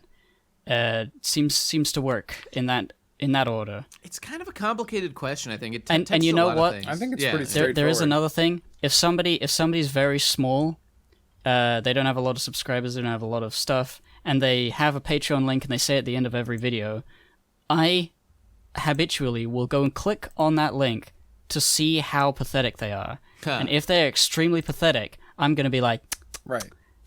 And I don't really need to do that. It's not like I was planning to pledge to them if they had a lot of money already. It's just sort of a thing I do, and it's another way people can scrutinize you. It's all about marketing. It's all optics, right? Like that's the entire game. And if if you're small, you don't want to advertise that you're small. And the worst thing you can do is just be starting out and having a Patreon with $0 because it just reinforces the fact that you don't have any clout, and that's a bad look. It is. You just don't want, because also if you have like that one person who's interested and they click on your Patreon and there's nothing, that's the absence of social proof and will disincentivize them from wanting to actually support you. So it's sad but true. What you want to do is you want to wait until you have people starving to actually support you anyway. Like you should wait till at least you have 1,000 followers, subscribers, like a big enough volume that like when you say I have a Patreon, you'll get like 5 to 10 people to do it immediately. And then the barrier's broken and it's all up from there. I don't disagree with that. I just like, if we're talking about like small-ish amounts of money, I mean, by that I just mean like anything like under, I don't know, like $500 or like under like $1,000. Like, I guess I'm just wondering like what's the intention of this? Because like if your intention is to like make this a job, I would say that like it doesn't matter because no matter when you make it, you're not going to make enough to live on until you're like significantly popular, like more popular than like me at this very time. It's still optics. You need to be like a big boy. It's still marketing. Like if you're trying to do it as a job and you're not making any money, like you're probably working a day job anyway. You don't have to make enough to be like a middle class income for Patreon to be worth having. No, but I mean that's why like the question, it kind of depends, because if you're trying to like live off of it exclusively, then I would say the answer is it doesn't really matter because you have to get it does crazy matter. We're success talking anyway. about ways to maximize how much money you'll get. The optics. The idea is that when you're growing during that period, if you have a Patreon, at maximum you'll have like a few patrons. And later you will have more patrons because your audience will be bigger. But it's sort of like an explosion that happens if you open the Patreon. It's like when you're big, you get more than if you had been gradually accumulating them because of the marketing thing. Yeah, I mean, I suppose, I but then I firmly believe that's true. It's not always like a terrible thing. Like the podcast. We're not huge, and we have our Patreon. I mean, people do know us from other things, so that definitely plays a part. Mm-hmm. But we can get like a couple thousand to like 10,000 views on a video. Yeah. Pretty, in that range. It falters, depending on how hype the chapter is, it goes up and down. Indeed. But like, that's a significant audience that is consistent. Mm-hmm. It's not like we're getting like 10 to 100 views per video. Yeah, we're actually... We have like a fan base in that way. So like having the Patreon at that point is, you don't need to be having hundreds of thousands before you start. You just need to have some sort of audience that is, not like incidental. I think 1,000 like, is a good number. I honestly do. Yeah. I mean, because like the problem is like this is all about social proof, and it's all about like before you can have it be like this is worth paying for, you have to have proved it's worth watching. That's the first goal. So like getting a consistent view count and getting people to come back. That's the step one. Then you can focus on monetizing it. Because you already have people, you've proven that it works, right? Because like monetizing something that isn't proven in this kind of like method where you're riding on clout and you're riding on basically like forming a cult. That's what Patreon is. You make a cult essentially. Like there has to be like actual interest there. So what if you're making content that's really good? I know some people like this. You're making great content that you believe in. You just feel undiscovered, but like you're getting very low views, like 50 views. Right. But we're not talking about quality. We're talking about social proof. But it all matters. Right. It does. Sure, but there are tons of great people out there who make incredibly good content that nobody cares about. This is about being cared about. This is not about making something good. They're two separate things. I mean, but we're just we're talking about like maximizing, and I agree it could but like we're at such low percentage at like the very start of the career that I really wonder how like is that $5 that you might win or lose at the very beginning of your career really make such a big difference when we all know what actually makes a difference at the end? Why are you arguing our point as though you're disagreeing? Because I think I do. I don't know. The point is to wait until you get at least 1,000 subscribers or something to that effect before you open a Patreon. Don't start it from the beginning. Well, wait until you have an audience. Wait until a moment when you can ride a wave of goodwill. Whether you release like a really big project that gets a really good reception that you think will, or like I said, if like, oh, YouTube, I got YouTube struck. I got my videos get demonetized. My last video got taken down because trolls reported and it got demonetized or something. I've been victimized. Now's the time. Whatever. I don't know. I know that's cynical, but I've seen it work.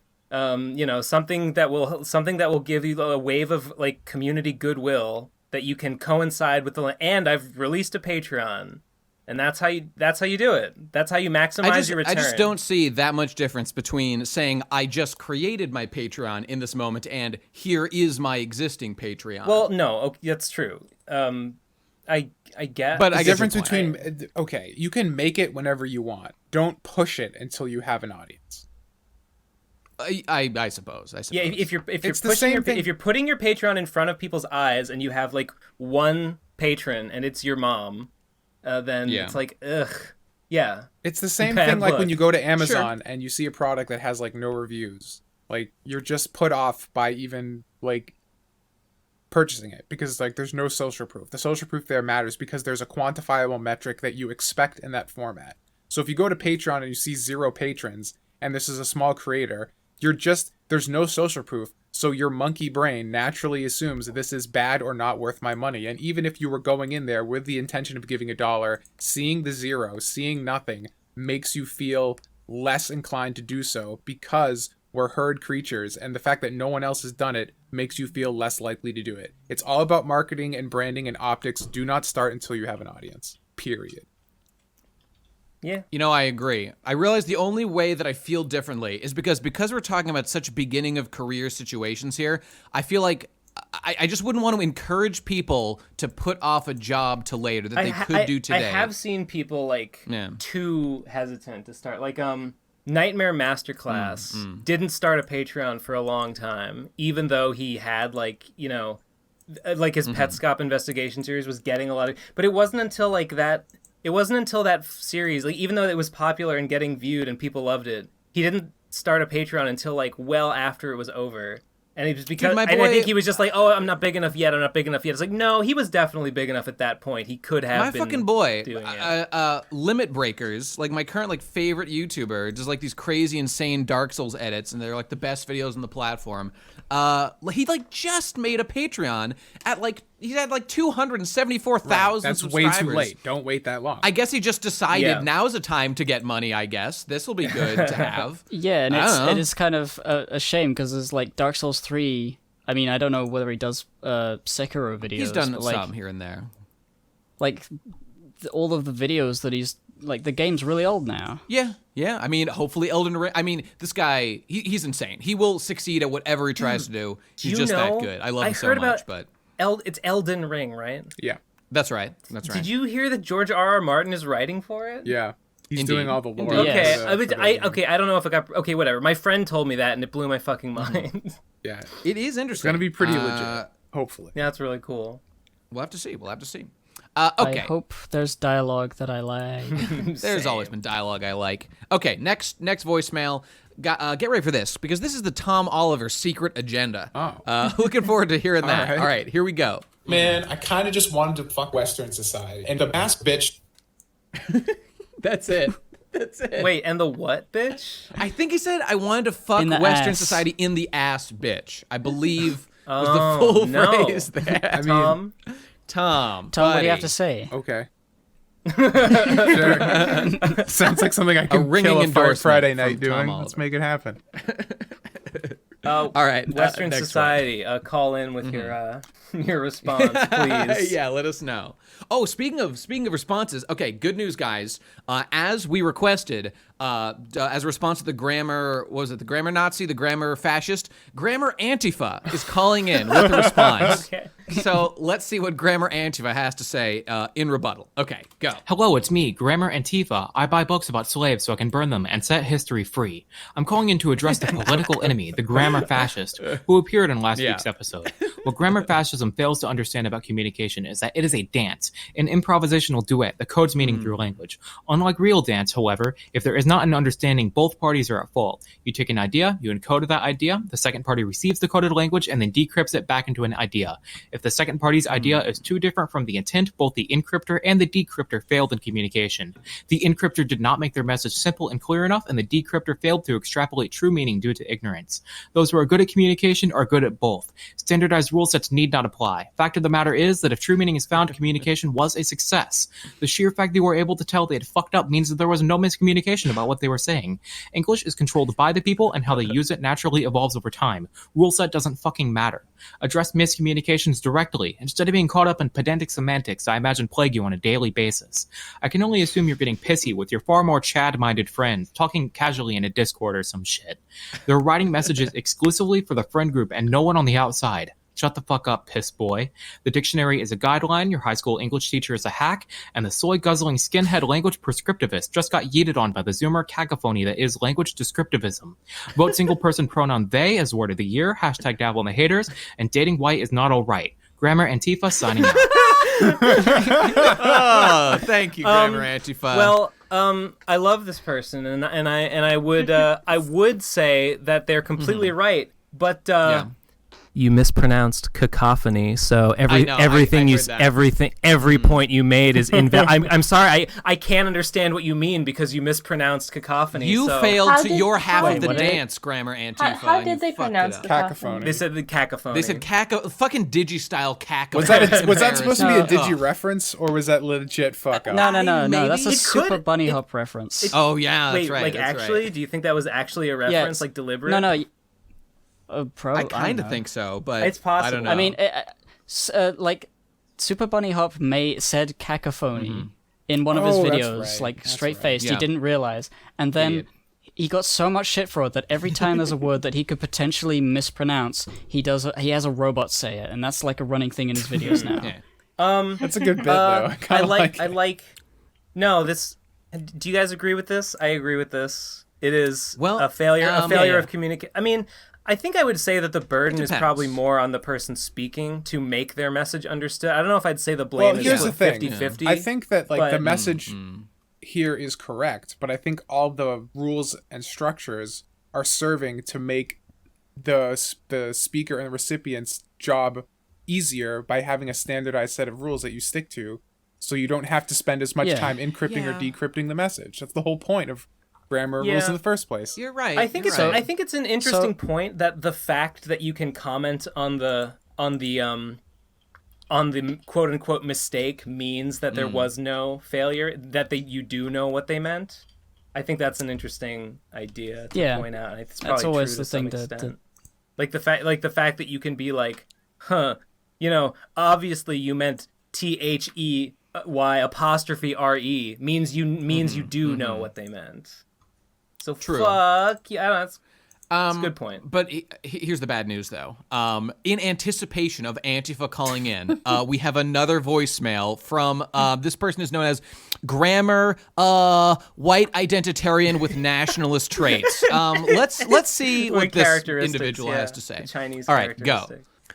All right. Nate said someone should send in a bash the grammar fash. However, I am here in having anticipated that to respond to the bash the grammar fash with my rehash the grammar fash. Damn. Listen, it's just really annoying when people use the wrong form of your or their. It's just annoying. We don't need to justify it. Just puts 2 seconds of effort and just rub your fucking brain cells together and figure it out. Just don't be a fucking moron for once.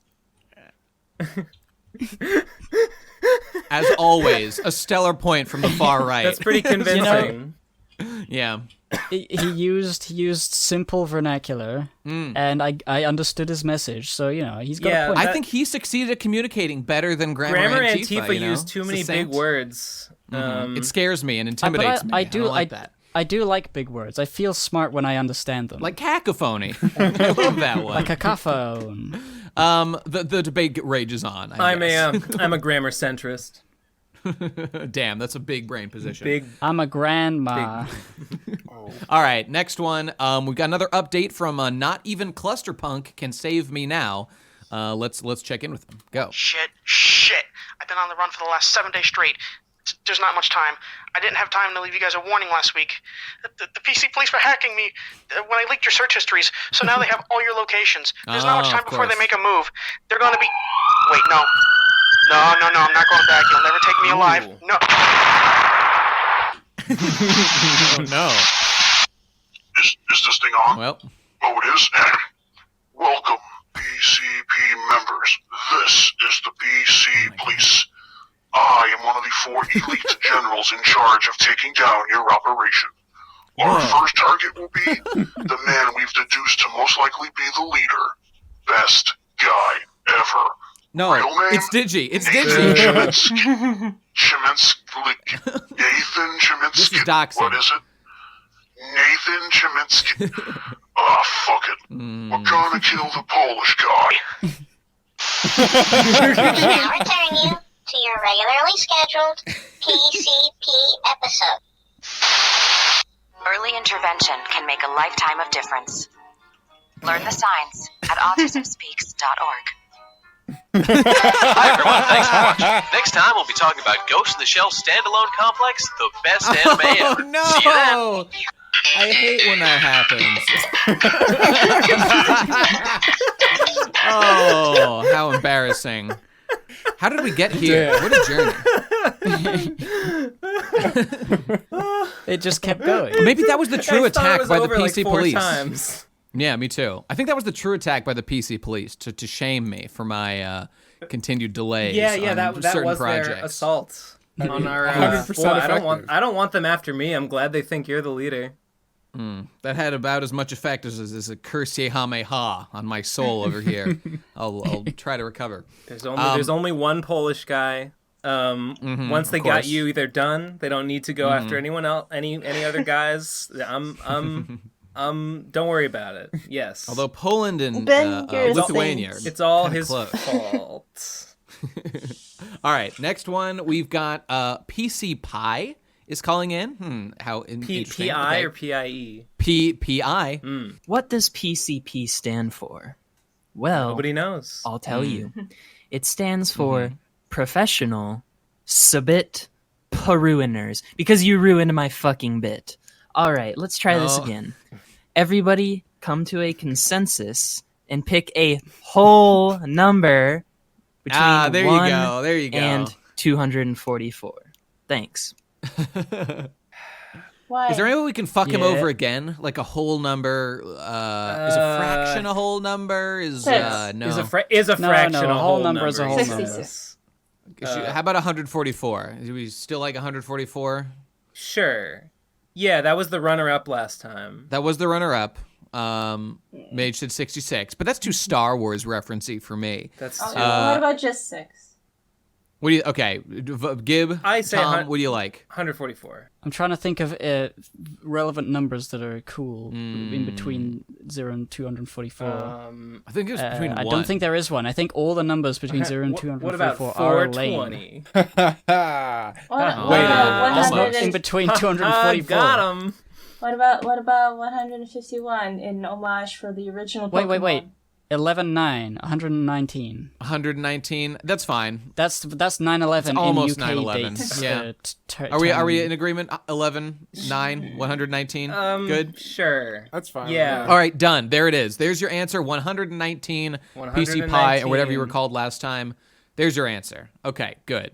Moving on, we got. What's gonna happen? We don't know. I don't know. He's gonna add 10 to it, and then he's gonna divide it by 3. And he'll say, and then he's gonna say, "Fuck is this you." your number? And we'll say, "How'd you get? Wow, you got the same number back after an operation designed to do that."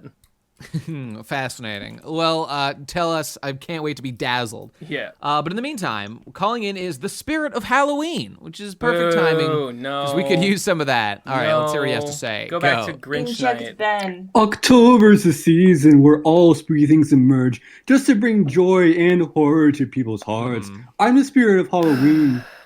I encourage you to go out and complete this Halloween bucket list. Carve a pumpkin, date a witch, get a pumpkin spice latte, perform a seance, watch Soul Eater, do graffiti, read Edgar Allan Poe, kill a man, attend a costume party, wear blackface, go trick-or-treating, and eat lots of candy. I've been the spirit of Halloween. There you go, everybody. Really? That There's your made full the bucket cut? list. It wasn't great, but it was seasonal. I told so, you know. to be picky this week. It was seasonal, and I love the season That of was- August and Halloween. The only season here is the spice latte.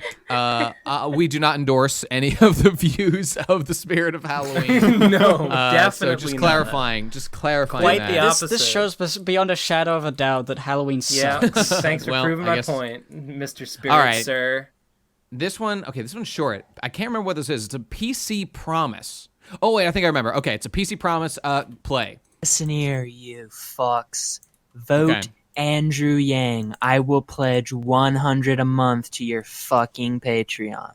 Thank you. Wait. Well, okay, so right there, Ben, you are already possibly going to vote for Yang. If you just do that, I think he'll just give us $100. No. On the No, he- Patreon, right? No. I'll wants vote for Andrew the Yang. PCP You can as a- give as a $100 to company. my Patreon because I'll actually do it. That's no. I'll vote for Yang. Is this illegal, by the way? Is it illegal to like sell your vote? I'm pretty sure it's illegal to sell your vote, but I'll do But it. let's I do it would, anyway. Illegal to sell my I would vote. do it if I thought I would actually get $100 or even my proportional Yeah. This is fraction to of Patreon. $100. This is just a coincidental exclusive exchange. It has nothing to do with paying for the vote. Right, totally Well, unrelated. here's the thing. Here's the thing about like buying votes. Yeah, when it's great. you're in the booth, nobody can know what you're doing. So you could take the money and just not vote the way they want you to. Yeah. I guess they'll break your legs if Technically. they lose or something. Maybe If they lose. Yeah, well, this guy listens to the PCP. I don't think there's gonna be a problem. Damn. He sounds like he's 90 pounds soaking wet, if you know what I'm saying. If I thought that I stood to gain, I don't know, whatever fraction of that $100 would end up going $10 to maybe, me. I don't know, Yeah, yeah, 10 or 20 15. or whatever. If I thought that I stood, I would do it. I would sell my vote, right? Because my Yeah, vote is okay. individually weak. It's Basically, not. yeah. Yeah, but I don't think I'll get it. I'm calling this bluff. No, he won't do it. don't say it's that. a scam. It's a sham. And I'm a Bernie guy. It's a scam. It's a sham. Andrew Vote Yang. Bernie. Vote Bernie. Wear Yang. That's my. Ben, I my guess I'm just. slogan. Are you at all? Didn't Bernie just had like a heart attack or something? Is he doing okay? He had an operation. He had a heart operation. He's doing okay. His poll numbers, not so much. Oh, don't well, say I that. guess I'm not surprised. Warren's the leader. I Now. don't know. She's the front runner. Okay, let's move on. Come on. Shut up, Okay, Mage. all right. Shut the fuck up. No, you Oh, should. come on. I mean, come on, Ben. Mage has no horse in this race, literally. She's not even American, so you know what can you say? Well, neither am I. I don't know. I mean, I heard. It's not that I mind. I'm just falling asleep. Not because of you guys. I told like at the beginning. I'm just like extremely tired right That now. is a personal problem, Mage. We film Yes. the same time every week, so we bear I no know. responsibility. I well, good. I wanna abdicate reset my early- sleep schedule just for you guys. Appreciate this. I heard that Bernie's heart trouble was not like an immediate life-threatening thing or anything. Okay. It's not like his heart's gonna stop anytime sooner. I mean, he is old. Well, in the grand I'm scheme sure I of know he could things, die. yeah, Like yeah. this is always a possibility. Anyone can die. Yeah, but Yeah, Ben. makes me Why mad. did you Like, I fucking have back? first-hand experience on He's that. still on the campaign trail. Pretty sure he's still doing all this shit. So that's great. Okay, great. Thanks for ruining our country, everyone. All right. Blame Bernie for not having. Oh, remember the senator from Metal Gear Rising? How he had Yeah. that fucking The super original MAGA boy. nanomachines. Now that's what Bernie should do. He should just pull a Senator Armstrong and start the war economy up, because God knows we could use it. All right, let's move on. It's It's End felt the war like economy, that isn't guy. Oh, that's why he's going to lose, because he's not utilizing the war economy to its full extent. Put some brains in felt vats. Senator Armstrong was like Milhouse.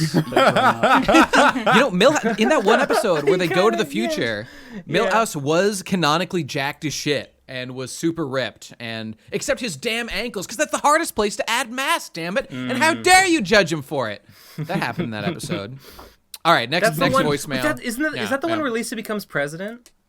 No, I don't think so. She was going to get married in this one, and then didn't at the end. Is that the one with it's like a monkey's paw? Yeah, like her British fiance or something from school. Do you know that according to Christine Weston Chandler, Lisa Simpson will be president in 2020? I heard about that. I do. So maybe Bernie is going to die, but Lisa's going to show up with an equally progressive agenda. Okay, just point of order, though. Lisa is 8 years old canonically, which is under the age of. Look, ask Chris. I don't. All right, fair enough. Okay, we got another one. Okay, a little baby one from Timmy-saurus. Let's see what this is about. 20 years now. Well, yeah, maybe he's incorporating but in 1998, 97 or whatever, when the episode aired, she would have been 30 whatever in 2020. Now that it is 2020, she's still 8, but perhaps not in that one episode. Yeah. Maybe time when the dimensional merge happens, all timelines will like merge into a single streamlined single time progression. So like Lisa will age up to a proper age in our dimension. Do you remember like how I think there was a YouTuber who did a Simpsons lore? Was it TheRealJims? I can't remember. But, I love TheRealJims. There was a video. This video where he explains he shows that Homer and Marge's relationship, back when they were kids, it used to be in the 80s or the 70s, then it was the 80s, then it was the 90s. Yeah. Soon they'll be having a millennial childhood upbringing. Right. He had that's true. Yeah, that's TheRealJims. He does Simpsons histories where he looks at the timelines, past, present, future. He just released a couple weeks ago. He had a series of who really shot Mr. Burns, and he just released the final piece of it, and he lays out 5 different theories for the canonical explanation is that Maggie shot Mr. Burns. Right. But he actually makes 5 different compelling cases for why actually that's a fake out. No, actually Bart shot Mr. Burns. No, actually Lisa shot Mr. Burns. No, actually Homer shot Mr. Burns. What's this guy's name again, Ben? TheRealJims. I'm watching that shit because I fucking love that episode. The only good Simpsons YouTuber. Period. He's the only one. Right. He's the only one. Sorry, I just noticed that it says it's Simpsons Mysteries, Who Really Shot Mr. Burns finale. Was this a series of videos? Well, yeah, he did 5 episodes. One episode is Bart, one episode is Grandpa, and so on and so forth. Oh, each one is a different theory. Well, I gotta fucking check this shit out. Those are really good. Post a link of that. Yeah. Okay, here, I've got the video. This is the finale, so don't watch this one first, I guess. Maybe I'll find the updated one. Okay, boom. In the audio links, there you go.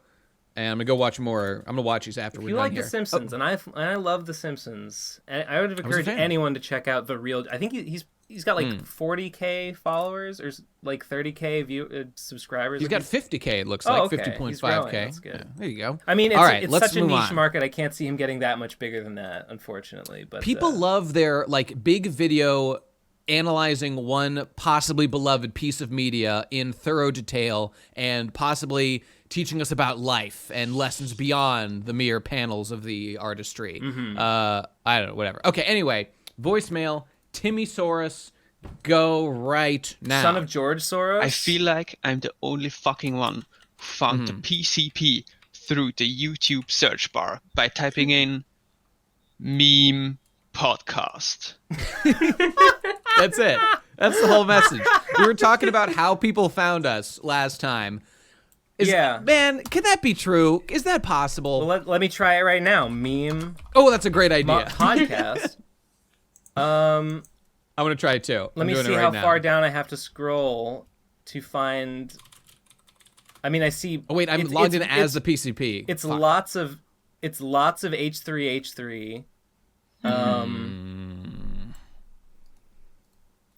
Who are you logged in? Okay, to be fair, I'm logged in as myself. To be fair, it might not have been directly from the search result. You could have clicked on something and in the related, eventually it found the PCP, but he didn't clarify exactly we must have an episode that has meme in the title, so I'm assuming memes that need to die. It's right here. Procrastinators Podcast, episode 16. Wait, you got it? You got it on a search? Okay. Yeah, it's way down. Oh, there you go. There it is. Memes that need to die. That could be it. That could be the avenue right there. Oh, fuck. What's the thumbnail on that again? It's a bunch of our icons and the old logo, and it just says in green text, PCP, episode 16, memes that need to die. Oh, yeah. It just has the green text I can't find it, but I'm sure you're not lying. Check the playlist. It's episode 16. No. I mean on the search. Oh, yeah. Okay. Well, there you go. There's one avenue. That's okay, we've got That's pretty funny. 2 more voicemails. Let's burn through them. Okay, here we go. This is Pooh's Adventures in Communist Hell, episode 1. No. Episode 1. Let's see what Pooh has in store for us. Take it away. Hello. It's now time for another one of Pooh's Adventures in Communist Hell. Please enjoy. Yay. I am so excited. There it is. Feels good. It does. Feels home, yeah. Piglet, I've got a rumble in my tumbler. Do you want to join me for a sport of honey? Dear, but is this Shrek? Salad fingers? We don't have any honey. You ate it all. Aye, Piglet, I knew. But what if we went looking for some honey? Oh, Pooh, I'm a little tender-ass bitch. I'm too scared to go on an adventure to find some honey. Piglet, I'm going to find some honey. And I bet to see you right behind me. Or else... Oh, dear. I just hope we don't run into that Christopher Robin boy again. Thank you, and please look forward to the next episode. Goodbye. Yeah, I loved it. Guys, I cracked the code. Memes podcast, memes plural. Third one down is our podcast. Oh, okay. When you do memes podcast. Yeah. I did eventually. Yeah, okay. It's for me. It's like the 8th one down or 9th, but yeah, I did find it on just meme. It was down. I had scrolled past it. It's down maybe like 20 or so. I didn't. Okay, well, good work, team. But more importantly, Pooh, tell me more. It wasn't communist enough. I think he's warming up to it. Now is it communist because there's a honey shortage? Perhaps that's where the honey shortage is exactly where the communism is. Because the supply lines have failed. I don't know. The honey lines have dried up. There's no more, I don't know. This reminds me. I assume Christopher Robin? Just reminds me of my own depiction. The human. My own depiction of something that you might call communist hell in the pages of my Nightstar, Phantom Horn, Strawberry Milk, New Los Angeles City Endless War comic. This past week, and their musical number, Neath the City. Oh Neath the City. Neath the City. Slime left us wanting, so now we're haunting the bourgeoisie. I was delighted to see. That was good. The lyrics were good. I was delighted to see that wisely Strawberry Milk and Phantom Horn knew better than to accept the temptress that is the human nature defying evil system that is communism. So way to go, guys. Way to go. They are firmly entrenched in neoliberalist capitalist realism. Poor bastards. They are in that mind cage. Oh, no. For life. Well, there's always hope for tomorrow. It's the things you learn in Equestria, I guess. Well, okay, Pooh, keep us updated. Looking forward to episode 2. Piglet, Godspeed. Okay, we've got one last one. This is brief. This is from a little guy named 1 Second Voicemail. Let's see what he has to say. Merciful. All right, see you in the next one, PCP. Yeah. And with that, thanks again, everybody. That's been another episode of the Pro Crastinators podcast. In my head, I was imagining like the fastest dab caught on film. Yeah. All right, we're done. End. Patreon.com/theprocrastinators. Do you think that was in response to what we were talking about before about the 1 second YouTube video? I think it was. I think it was maybe. inspired by that. That's my guess. And it should be done. Someone should still get out there and do it. Maybe next time he'll give us another 1 second voicemail episode 2. All right, thanks, guys. See you next time. We can only hope. All right, patreon.com/theprocrastinators. $1 patron, bonus lounge, good times. $5 bonus episodes. There's 30 of them. Another one coming soon. Before you know it. About it, it'll be up by the time this goes up, right? The last one's already up. The next one, no, it's only the 13th. We don't put it out till the 1st. So we might film it before then, but no, we're actually filming it after this episode goes up. So no, we'll keep them waiting. We have something more in the oven right now cooking, and yes, it'll be a good time. Mm-hmm. It'll be a good time. It will be a good time. Something to look forward to, actually. I think people will be excited about it. That's it. So also follow us at TPCrastinators on Twitter, and that's all there is to it. Okay, see you next week, everybody. Thanks for being here. Another episode in the can. See you then. Done and dusted. Bye. Goodbye. Good night, everybody. Bye.